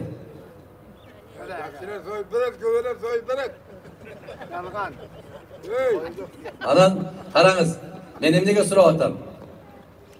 Kee bir baldar var. Kee bir üybülöler var. Ata-enesini sıylabagandыкtan emes. Oşoga mümkünçülük joktugunan je toyu menen kuттуктап, je жашы менен kuттуктап, je жаңы жылы менен kuттуктап бара албагандар канча? Anan kantip ele siz taanıbagan, ömründe siz görmөгөн kişiler gelip ele sizge koy soyup berip kaldı eken, oşonun suroo berip görüp ele aksakalдар.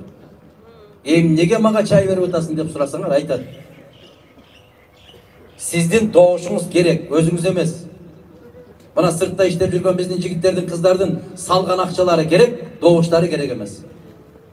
Bana ошол сыяктуу болуп атат аксакалдар. Apalar, eciler.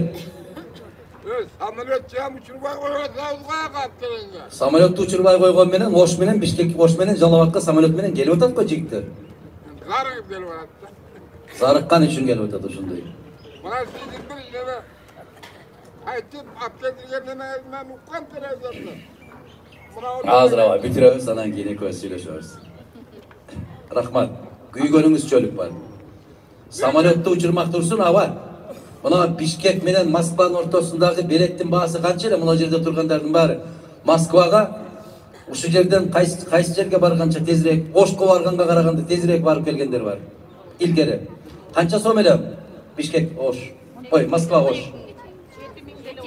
7000 rubl bile, som bile. Bugün kança? 65.000, 70.000. 10 ese götürdü.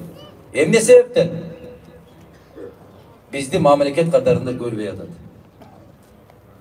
Zarılsın mı gelesin diye atadı. Alar menen süйлöşe turgan jetekçimiz yok bolup atadı. Masele koy albay atadı. Masele koyayın dep bardılar Kırgız hökümetinden. Dışkı işler ministri de vardı. Janagı töragamın dep oturgan jigit dagı vardı. Emne degen söz ukup keldi. Öte jaman söz ukup keldi. İşte koydum. Jalalabad şaharında birimdik, mekençil, Kırgızstanda iştegenlerden belgili bir insanga iştep jatышат. Administratiftik resurs kaçan toktoyt? İlham degen mırza berip Jalalabad'dan. Kaçan siz toktotsoңuz toktoyt? Barбай koyuңuz. Çıkpay koyuңuz, ukpay koyuңuz. Büttü. Oşol toktoyt. Parlamenttik şaylooda oşol jerde süйлödüm ele sizlerge. Bizdin pasportubuzdu alıp ketti. Eciler şunu da ayttыңыздар öyle. Ben sizlerden suradım. Үйүңөргө girip bekitken sandığыңардын içinden çıkarıp alıp ketти mi? Je özünüz alıp barıp berdiңiz mi? Özünüzler alıp barıp berdiңizdер var. Bir kol menen pasport berdiңер, ikinci kol menen bir nerse aldыңар. Özüңөр жасап alып анан менден сурайсыңар. Барбай коюңуз. Administratiftik resurs emес, başka resurslarsa da барбай коюңуз. Ушул. Keçe sizde Özbek tilinde süylödü dep külölöp jatышат. Buga ne deysiz? Manas deyt Suzak rayonundan. Men Özbekçe de süyley alam, Kazakça da süyley alam, Türkçe de süyley alam, Orusça da süyley alam, Anglisçe de süyley alam. Bu benim baylığım. Bayakı til bilbegen dödöylөр, emne de aytarın bilbegenden uşu nerseni çıkarat. Nesi var? Maga surov Özbekçe geldi, Özbekçe cevap verdim. Ben rahatlanam oşoga. Seyret bilem. Kee bir Özbeklerge karaganda Özbekçeni tazarak süyleyim. Kээ бир казактарга караганда казакчаны тазараак сүйлөйт. Ал эмес кече Москвага барып интервью берсем айтат. Кантип эле ушу кыргыз саясатчыларында орусчаны ушундай так сүйлөгөн азаматтар калдыбы деп таң калып атат. Билимдүү бала айланайын. Канча тил билсең ошончо тил билесиң деп биздин ата бабаларыбыз ушинтип айтып кеткен. Биздин ага эжекелерибиз ушинтип окуткан. Эгер мага суроо ошондой келсе, дал ошол тилде. Эми караңыздар, кемчонтойлукту. Эгерде Россиянын президенти немисче сүйлөп койсо, "Ва" деп жатып калып атабыз.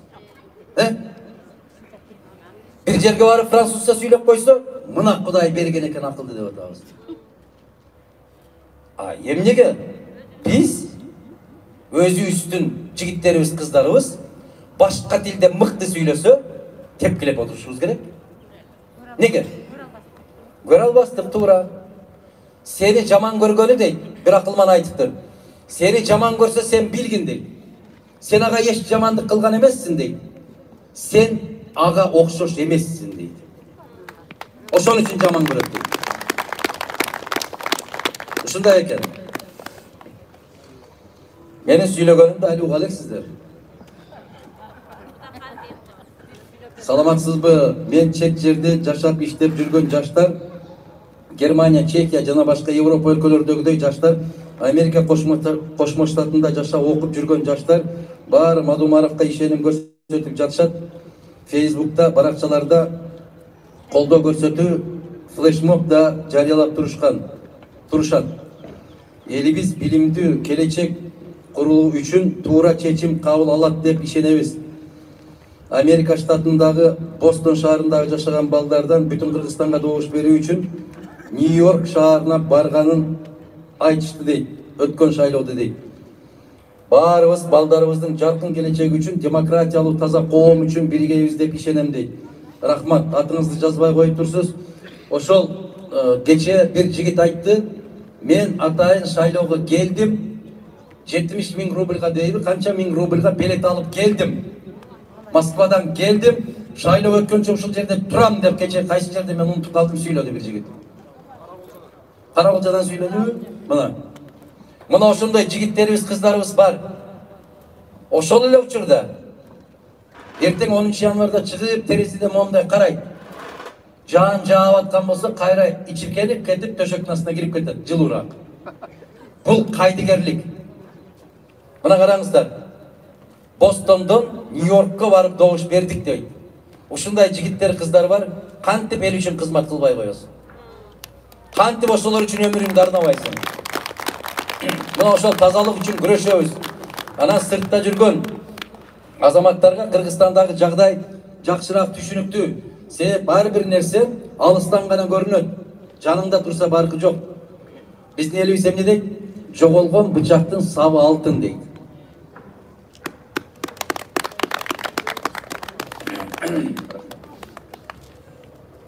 Ошол сыртта жүргөндөрдү дагы аман эсен, алты саны эсен, ата-энесинин, бала чакасынын жанына келген күндөрдү Аллах насип этсин. Аман болушсун. Ассаламу алейкум Адаган Санбаевич. Жетимтоо маселеси жөнүндө комментарий берип кетиңизчи. Кыргыздын кен байлыктары жөнүндө айтып кетиңиз дейт. Кыргызда толгон токой кен байлык бар. Кыргыздын байлыгы жалгыз кум төр эмес. Кыргыздын байлыгы жер астындагы турган көмүр, темир, башка бир жараткан берген заттар эмес. Кыргызстандын байлыгы жердин бетинде басып жүргөн эл. Мына сиздер байлыгысыздар. Эгер эл болбосо, ошол көмүр, темир, алтындын кимге кереги бар, кимге кажети бар? Биз өлкөнү сактап калышыбыз керек. Эмне үчүн? Элибиз бар болгон үчүн. Эл жок болсо, мына Путин бир керемет суроого керемет жооп берди. Дүйнөлүк кинорежиссер келип, Оливер Стоун деген. Ошол киши келип бир суроо берди. Жолдош президент дейт, сиз билесиз го дейт. Эгерде Америка болобу, Кытай болобу, же сиздер Россия болобу, ядердик, ядролук ракета атса, сиздер да атсаңыздар, билесиздер го дейт. Анда дүйнө жок болуп кетет дейт. Туура дейт Путин. Ойлонбойсуздар ушул дүйнө жок болуп кетсе, эмне үчүн сиздер аларга жооп берүү катарында ракета атасыздар десе, угуңуздар эми. Угуңуздар. Путиндин жообу. Eğer al dünyada Rusya olması, al dünyanın bizge keregi emne dedi. Если в том мире не будет России, зачем нам нужен такой мир dedi. Uqtыңыздар mı? Yo'qmuş ekan da. O'qmuş ekan. Keremet ekan. Emnege? Sebep anı oşa kişi aytdı. Men Madumarov qaqshab kelaman. Alato ko'rkka kelbey el bo'lmasa deb muna aqsoqolimiz qaqshab ketdi. Alato ko'rkka kelbey el bo'lmasa deb. Bu kishi aytgan jo'q baribir. Alato ko'rkka kelbey oltin bo'lmasa deb. Alato ko'rkka kelbey temir bo'lmasa deb.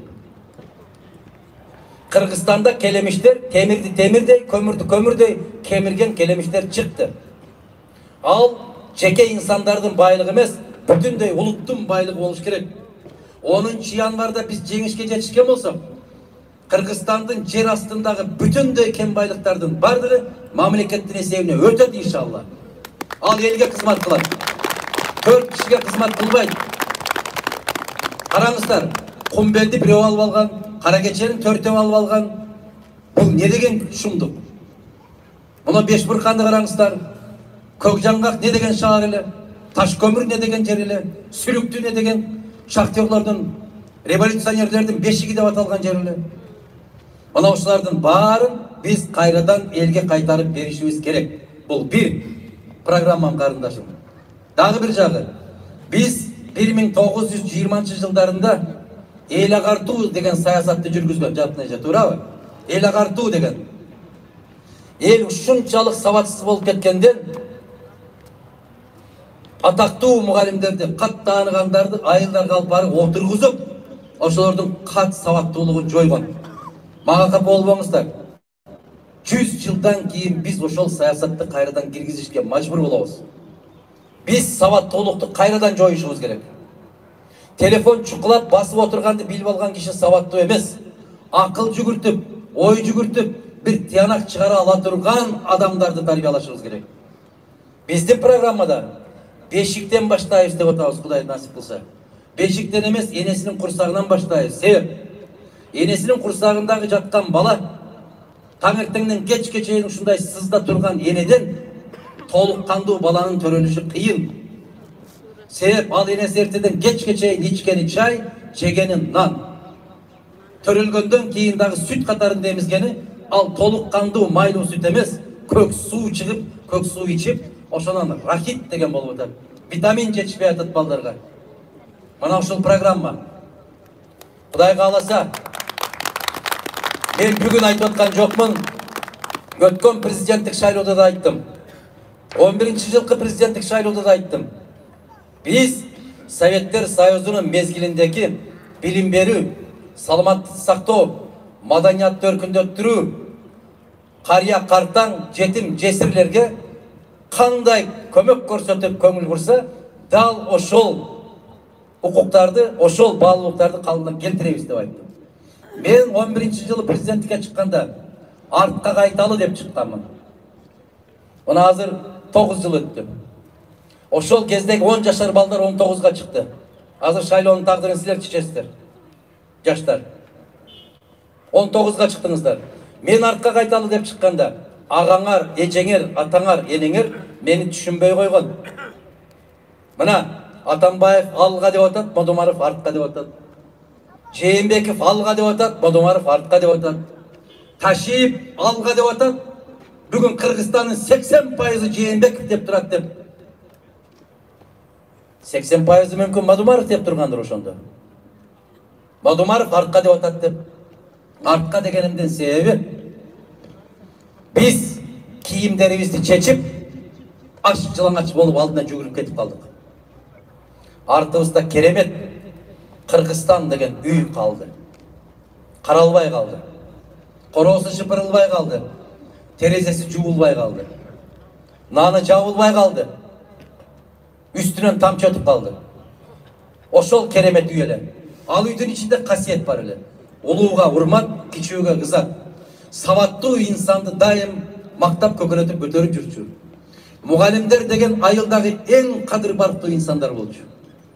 Бүгүн айылдагы кадыр барктуу инсан ким? Bazarda 2 kamogu var kişi. En jabır tartkan kişi kim? Mugalim. Biz darıgerlerden altından kesi öte alış emesmiz.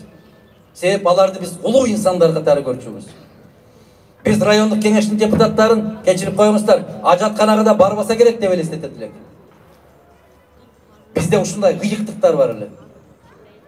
Biz атабыз отурган үйдүн тамбашына чыгып чөп түшүрчү эмеспиз. Biz атабызга кыйшайып карамак эмеспиз. Мен аскерден келгенмин. Германияда кызмат кылдым. Совхозда комсомол комитетinin, комсомол бригадасынын жетекчисимин. 21 жашымда мен атамдан сурап атам. Bir классташыбыз чайга чакырып атат. Men keçinde barıp çay içip gelsem bolobу desem, atam saatın kakkan momunda kılıp. 21 yaştagı maga. Germaniyada komandir olup kızmat kılıp kelgen kişiler. Saat 9'ga çeyin ha balam dep koygan. Mına uşul bugünkü Kırgız konstitutsiyasынан 1000 есе күчтүү эле. Ошол saatın kagıp 9 деп көрсөтүп койгон. Өлтүрүн 9'da үйдө болушун керек эле. Бүгүн биздин балдар каякта жүрөт? Балдар эмес кыздарыбыз каякта жүрөт? Arka kaytalı degende bana uşul menin keremet eskerүүлөрүm бар эле. Biz ata menen enek emес. Mugalim gelip жаакка bir çapsa үйгө gelip aytkandan korkot elek. Mugalim жаакка bir çapkan bolsa үйгө gelip mugalim meni urdu dese ataң жаапаң çabılbagan жагына dagы bir çaap koyot эле. Akmak buyak kılıp atasın деп. Azır mugalim жаакка bir çaptı emес. Benim oğlumda tütüp koydu dese çetelep alıp milisaga barasın. Ne bolgan el olduk biz?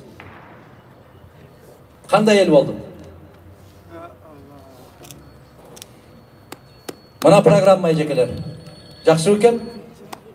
Rahmat. Sizlerdi hiç bir jaman görmeyim. Sizlerdi daha uşunday kılıp azgırat, jaman jolga aytat, teskeri süйлөтөт, uşaktardı ayttırat. Allah barыбызга insap bersin, iman bersin. 5 vakt namazımızda emne deyimiz, soңку demimiz çıkkança hidayat yolundan adaştırma deyimiz. Adaşıp жүргөндөргө insap versin. Bir жолоошто сүйлөп атып айттым эле. Көчөдө мас болуp жатып калган кишини дагы теппе чайланайын. Теппе, урушпагын. Себеп кайдан билесиң сен? Эртең ойгонот дагы, дилине салып коет дагы, мусулмандын накта мусулманы болуп калышы мүмкүн. Hiç kaçan jaman adam bolboyt. Anı da kuruşpagla деп. Kança jolu kayrılam men uşunday. Anan jemelebеңиz дейсиңер. Teppede mas bolup жатып калыптыр. Programmаңызda мүмкүнчүлүгү чектелгендерге карата эмнелер жазылган? Ушулар жазылган. Мүмкүнчүлүгү чектелгендердин пособиясын үйүнө алып барып берчилер. Tek tep koyat эле. Азыр унутуп калсак керек андай нерселерди. Ошолор үйүңүзгө келип, өзүңүздүн текшерип кетет эле. Биздин балдарды мектептерде барып оозуңду ач деп, биздин тиштерибизди текшерет эле. Пломба жасаш керек экен, муну дарылаш керек экен деп кыйнайт эле. Biz darıgerler gelatsa, mektepten çıkıp alıp dırgayактап, tıt katardın bekinip kaçat elek. Oşol darıgerler bizde kuvvet el arkabızdan tişin onda pereyin dep. Hazır biz darıgerlerdi kovup jetmey atabız. Mana teskeri zaman. Men oşol doğurdu kaytargım gelet. Prezident bolup kalsanız, lobuzlar üçün emnilerdi jasay degen planınız var. Lobuz degenim ne?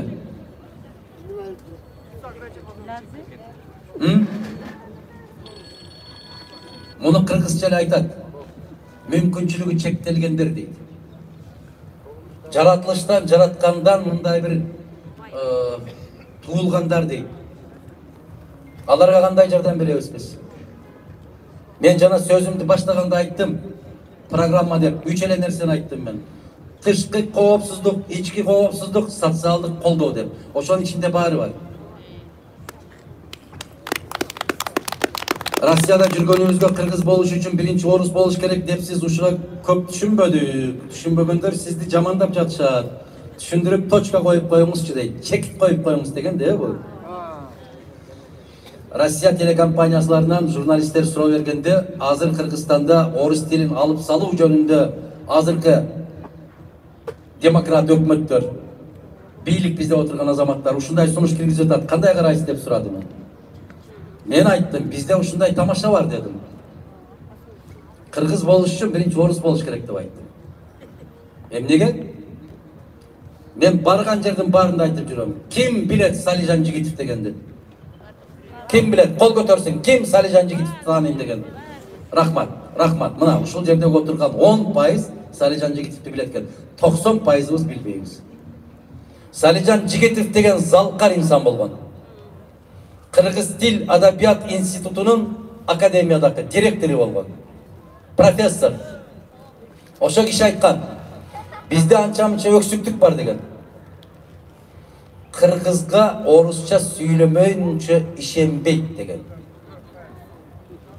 Salijan Jigitov bugünkü zamandın zalkar sınçısı katarında bütünдөй akın жазуучулар tan beredi. Ушундай таамай сүйлөгөн insan болгон.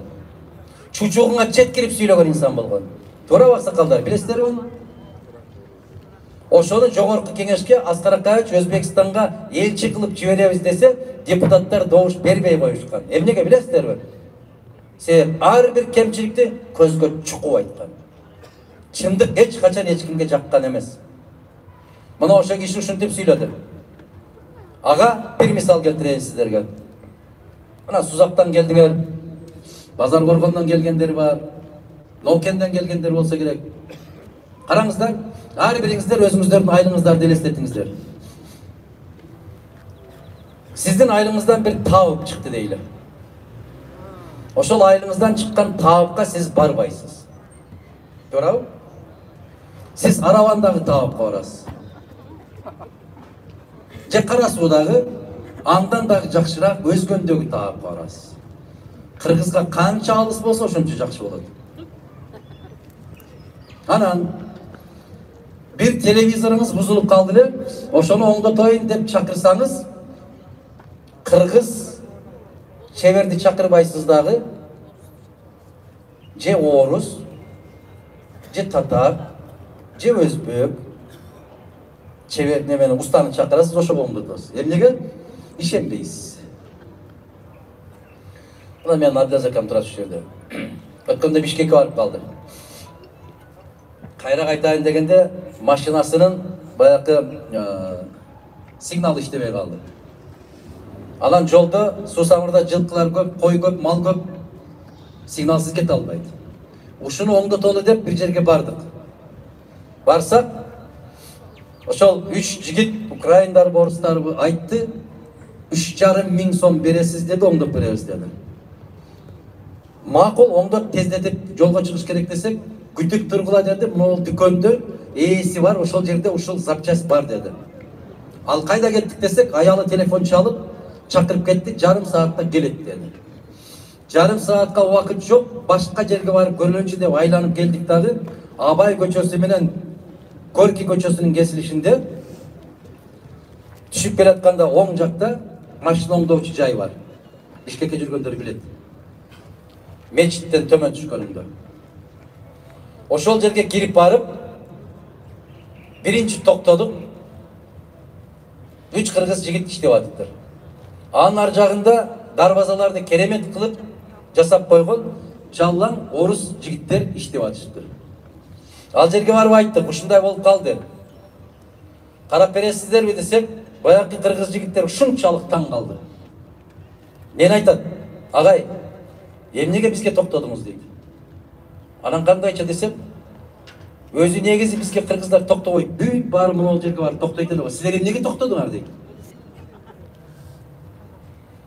Караңыздар, 3,5 миңге оңдоп беребиз деген жерди баягы 3 жигит келди дагы, ал жагын бул жагын текшерип туруп, могул жер үзүлүп калыптыр деп булай койду эле. Заводдон чыккан сигнал иштеп кетти. Канча болот десем, уялып качат, акча албайт. Бул бекер эле да, могу сызымды эле булап койдук дейт. Анан дагы сурайт, эмнеге бизге токтодуңар деп. Эч качан кыргыздар бизге токтобойт дейт. Бизге ишенбейт дейт. Ошол усталарга ишенип, ошол жака токтойт. Алар оңдой албай койгондон кийин анан бизге келет дейт.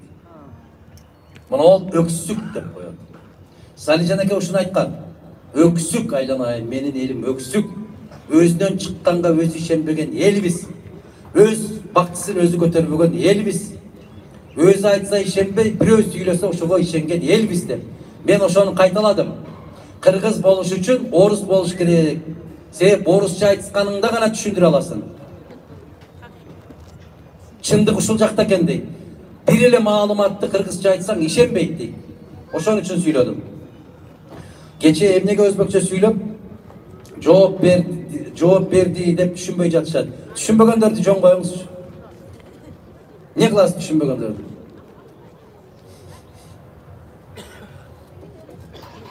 Ал сыймык деп айтпадым мен. Канча тил билсем ошончо менин байлыгым. Ассаламу алейкум. Мисалы Садыр Жапаров жаман президент болуп чыкса, 5-6 жыл аны чыдашыбыз керек болот. Анткени президент эч кимди укпайт. Парламенттик форма болгондо жогорку кеңеш анын же ПМ маселесин карай алмак дейт. Ошентип карап келдиби биздин ПМ? Биздин жогорку кеңеш карап келдиби? Эч качан карай албайт. Ал формасына карабайт, ал адамына карайт. Кандай формадагы мамлекет болбосун ошого карайт. Мен сиздин саясатыңызды колдойм. Текебаев көп катачылыктарды кетирди. Отунбаева менен Атамбаевдин президент болушуна чоң салым кошкон. Себепчи болгон. Элдин 60% дагы деле баягы жердешчилик деген караңгылыкта жашап жаткандай. Сизди 4 январда уулашат деп Россиянын көз ачык айтты. Аларга жиндери жеткирип турат дешет. Этият болуңуз дейт. Сиз өтсөңүз, өтпөсөңүз эң таза, эң күчтүү инсандыгыңыз менен тарыхта каласыз. Элибиз сизди баалай албайт окшойбуз. Бизден кийинки муундар тарых беттеринен окуп, 21-кылымдын Исхак Разакову деп легенда болуп каласыз. Бирок уктап жаткан элибизге наалат айтышат баалай албагандыгы үчүн дейт. Айгүл деген айым жазыптыр. Айгүл айым. Айгүл айым, рахмат. Биринчиден бир эмес 1000 көз ачык айтсын. Бардык нерсе жараткандын буйругу менен болот. Бизди пендени жаратканда Аллах ичер суубузду, көрөр күнүбүздү белгилеп койгон. Бир пендеси аны бир тамчыга кыскарта албайт, бир күнгө узарта албайт. Бирок тилегиңизге рахмат. Сактансаң сактайм дейт. Анан бул эле эмес, окшогон бизге ар кандай иштерди жасагандар өтө эле көп. Баарына инсап берсин деп коюп жүрөбүз. Саламатсызбы? Мен саясатта жакшы эле түшүнбөйм. Сурагым келгени сизди дайым каркыран саткан деп келишет. Түшүнөт экенсиз демек саясатты. Эгер саясатта түшүнбөгөнүңүздө бул суроonu бербейт элеңиз. Бирок маркым Чубак ажы сатылган эмес, алмаштырган деген видеосун көрдүм. Сиз да ошентип кандай болгонун ачык айтып койбойсузбу? Рахмат. Баягы Салижан экемдин сөзү менен айтайын. Мен эмес, Москвадагы Ломоносов университети бар, Ошол университетте тарых факультети бар. Тарых факультетинин тарых илимдеринин доктору профессор Александр Львович Кобринский деген айтыптыр. Көрдүңүздөрбү? Видеосун көрдүңүздөрбү? Болду да. Ал орусча айтты го. Кыргыз казак чегарасын чечкен Адахан Мадумаровдай саясатчы СНГда калган жок деп атат. Мына Армян Азербайжан согушундай кылбай, бир ок аттырбай, Кыргыз Республикасынын пайдасына маселени чечип, чегараны чечип койду деп атат. Казакстанга талаш жер болуп аткан 600 гектар жер өтсө, Кыргызстанга 1350 гектар жер өтүп, эки эсе Кыргызстан утушка ээ болду деп сүйлөдү Москвада. Ал тарых илимдеринин доктору, университеттин профессору. Ошону карагыла, мага ишенбегиле, себеп мен кыргызча айтам, ал орусча жооп берет. Ушундай соңку суроо, ысык көлгө жолугушуу болобу дейт. Ар бир нерсе жараткандын буйругуна жараша, ырыскыга жараша, насипке караша болот. Болот деп да айтпайм, болбойт деп да айтпайм. Ырыскыбыз, напсибиз ошол жерге кошулуп калган болсо, ырыскыбыз кошулса, Барабыз. Мен дайым айтам, шақырған жерге барам, шақырбаған жерге барпайм. Барабыз Құдай қаласа. Насип қылса барабыз. Мына ошол соңғы суроо болду. Айтың, қысқа айтың жеке. Бергіле микрофон.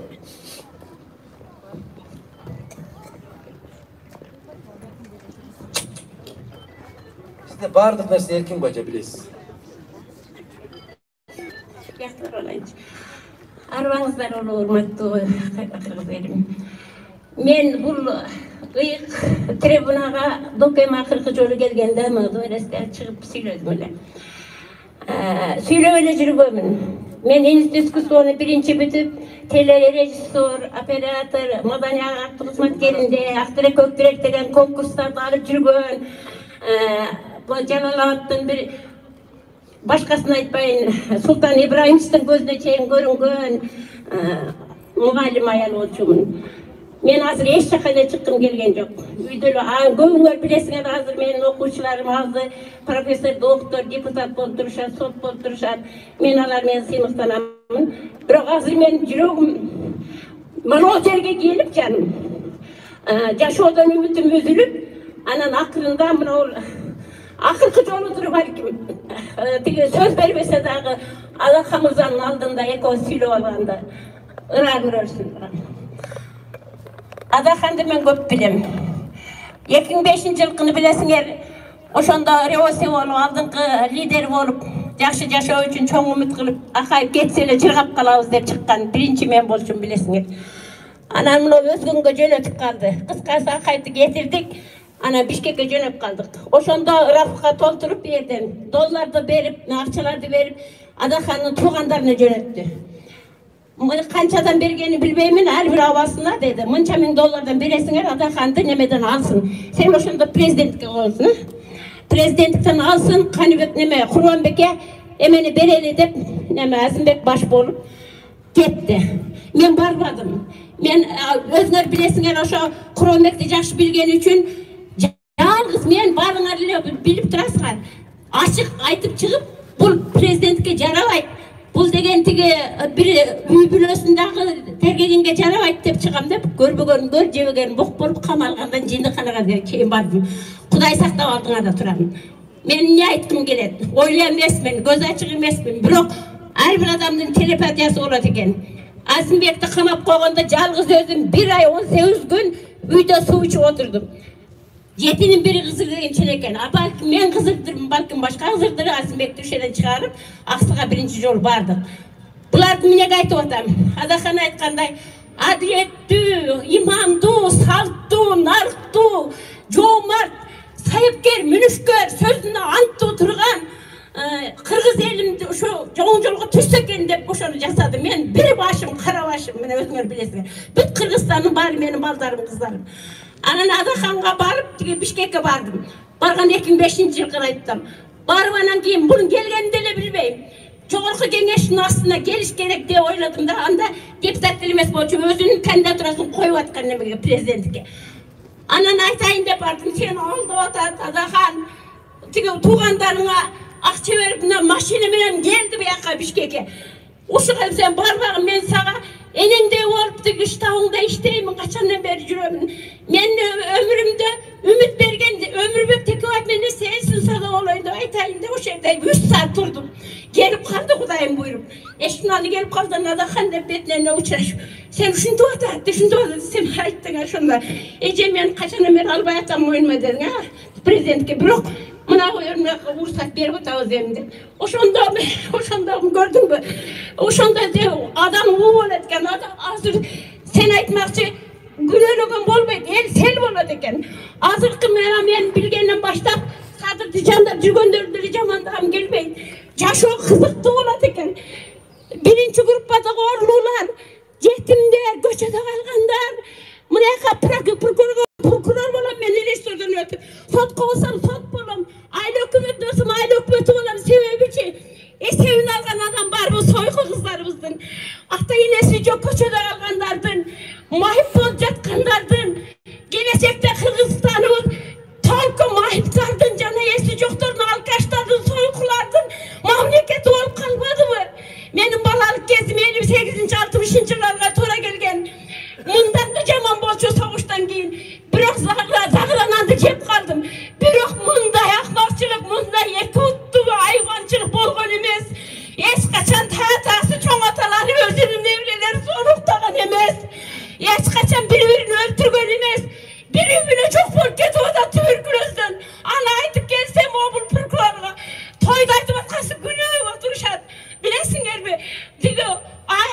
барсам алардым доктор болам, айыл өкмөтү болам, айланайындар, мен эчким эмесмин, болгон искусствону бүткөн адаммын, өзүм менен фольклордон чыксак болбойбу, комуз ансам эле эмнеге жок, түштүктө музыкалык мектептин балдары нотаны катары окуй албайт, эмне үчүн маданиятыбыз жок, дүйнөлүктөгү карабайсыңар, дүйнөлүк президенттерди, маданиятты билген артисттер, реген баш болуп, бардыгына спецификалык развитие, кыргызча айтканда ар тараптуулар президент болот экен. Мына Адаханын өзүм билесиңер, Москвадан окуганы менен маданиятты, журналисткени бардыгын билет.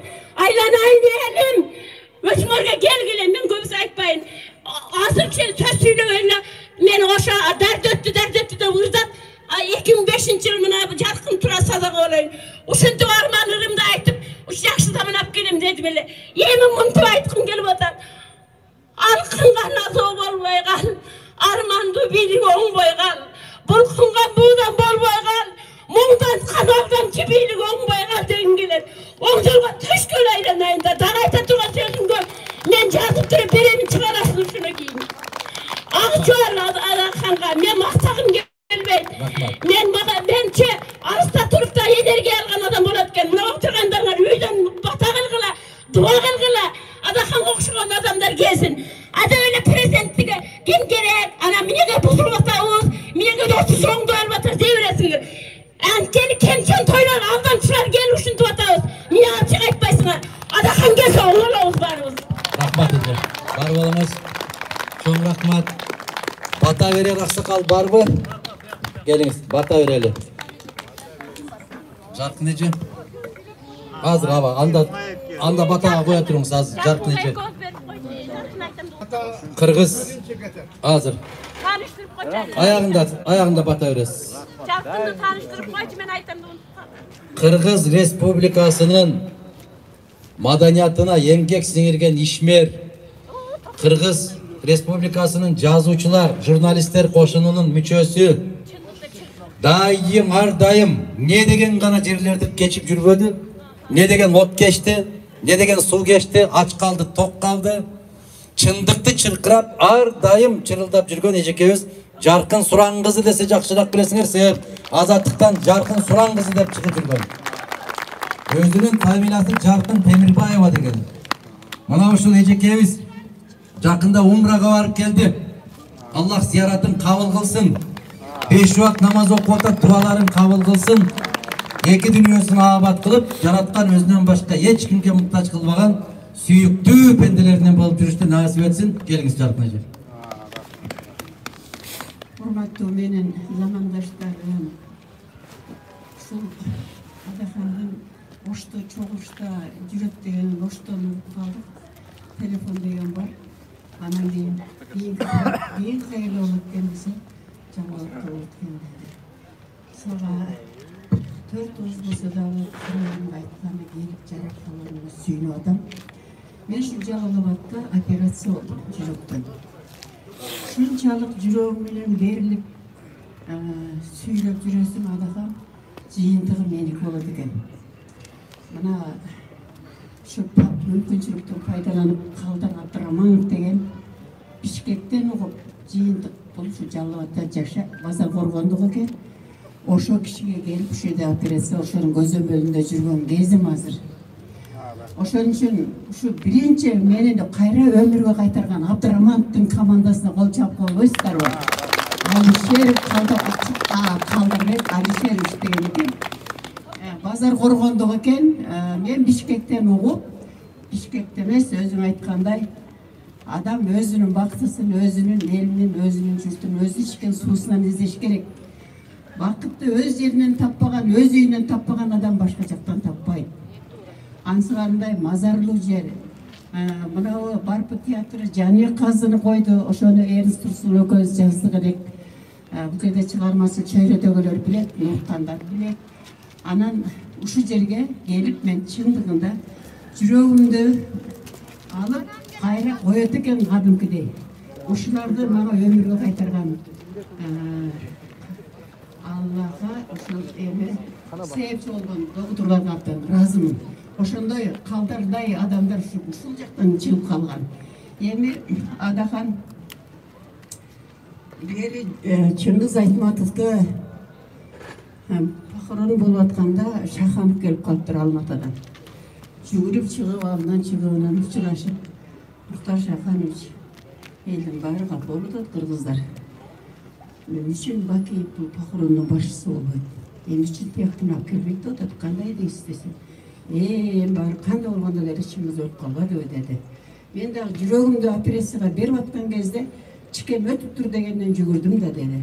Мына мен журналистмин да.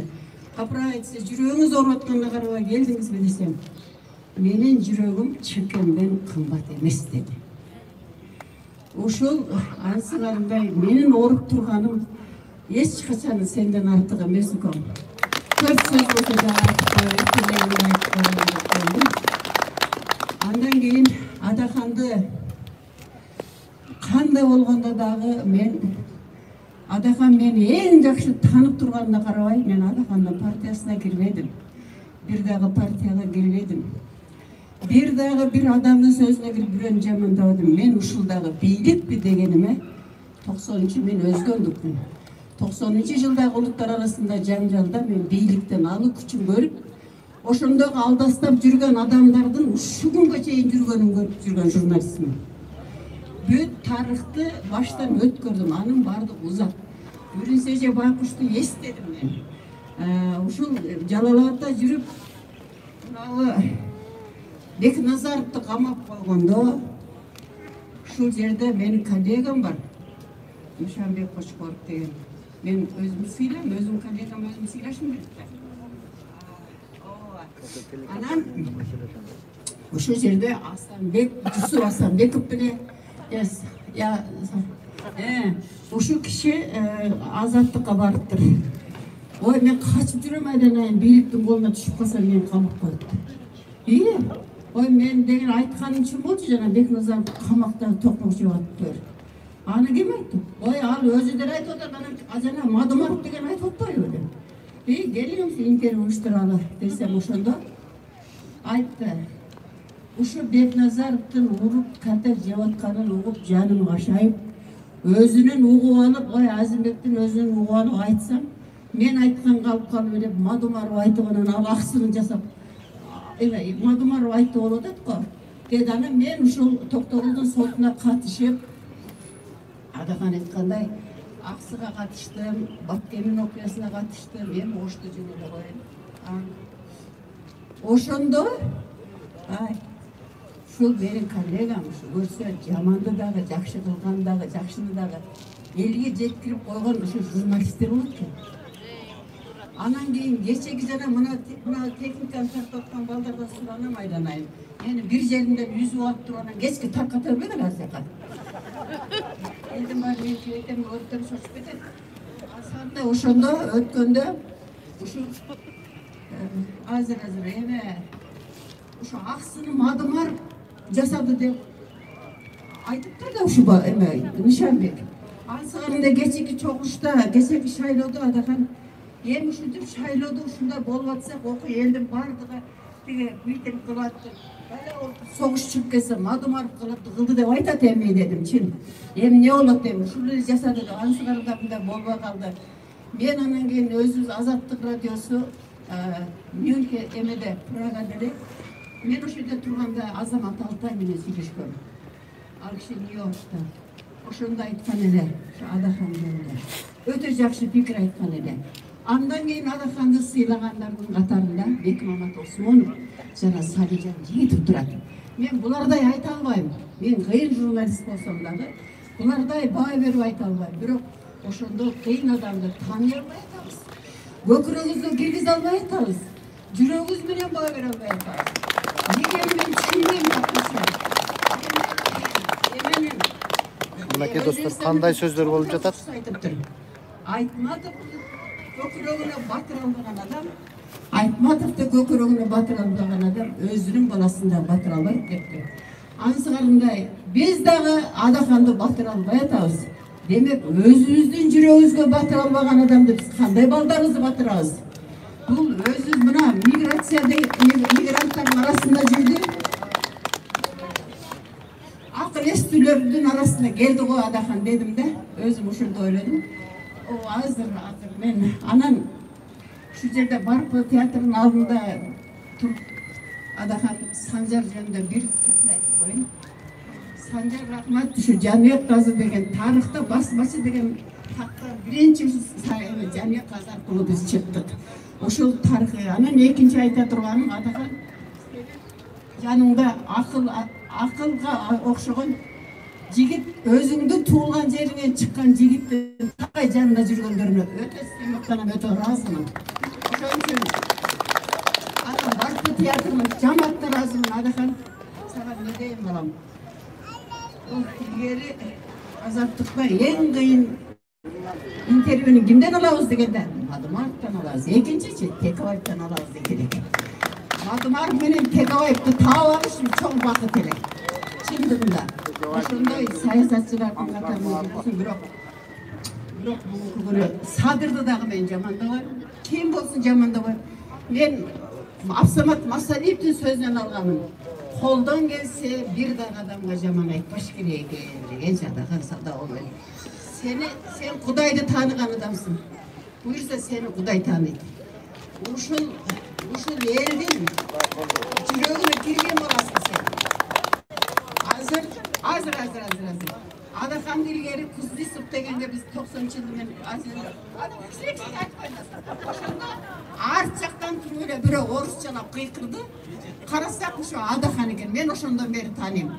Bardığımız özümüzde layıklı sezimiz menen çındığında jana eş aytmakçı jana kimdi aytты Razakıptan sen jogor boluşun gerek. Мына караңыз, жүрөгүн операция жасатты десе ишенесиңерби? Мына улактар кандай кылып мага бербей атат микрофон. Мына рахмат эже, көп жашаңыз, бар болуңуз. Мен бардык нерсеге көндүм, бирок мени жанына тургузуп алып мактаганга эч көнө албай койдум. Разаковтан улуу боло албайбыз, ошолорго тең болгонду маңдайга жазган болсо, биз Аллахка чексиз ыраазы болобуз. Рахмат эже. Тилегиңизге жетиң. Рахмат эже. Рахмат. Бар болуңуз эжеке. Батан. Amin. Bismillahirrahmanirrahim. Ötkende Canlıvattın havası tazasında gelgende de şu Adakan gelip bataverdi mene. Endi şu Adakan'ın yolu şudur bolsun. Yoldaşı kıdır bolsun. Uşul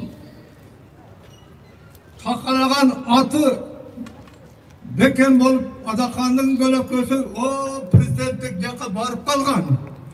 Endi dagı bir talçok verip, dagı bir el, şu aksakal, eneler, yaşlar, dagı bir talçok verip, yım kılıp, dagı oşul yerge barıp oturup kalsın, kötörgüle bilekti. Aynen ayındar, Allah Teala'm versin tilekti. Uşunday, meçittedeki moldalardagı, bari yerdeki oturgan 5 vakit namazını okuganlar uşu aman esen prezident olup kalsın. Aman esen elimiz tinç olsun. Kırgızistan'da uyatka koymaylı deyip uşu pata kılıp oturat. Tankı namazdan giyin. Oşun için şu Adakan'da bir ak, taza, yüreğinde kiri yok. Dünyanın Müslüman halkının barlığını patası uşuğa jetsin. Amin. Жақсы достор, мына ушинтип бүттүк. Биз азыр жолугушууну абам айткандай бир талчок берсин эми биягы. Evet. Bana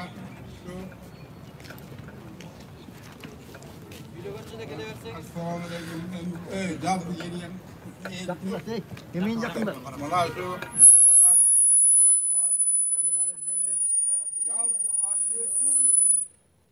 Agniyet yüzüne Çin ciravı menen kol koydu. O deyip koyarlar, eldi geçmede yok bollar. Çin'in prezidenti tamda olarlar. Uşun buna yal beğeni menen bulan kavram gerek.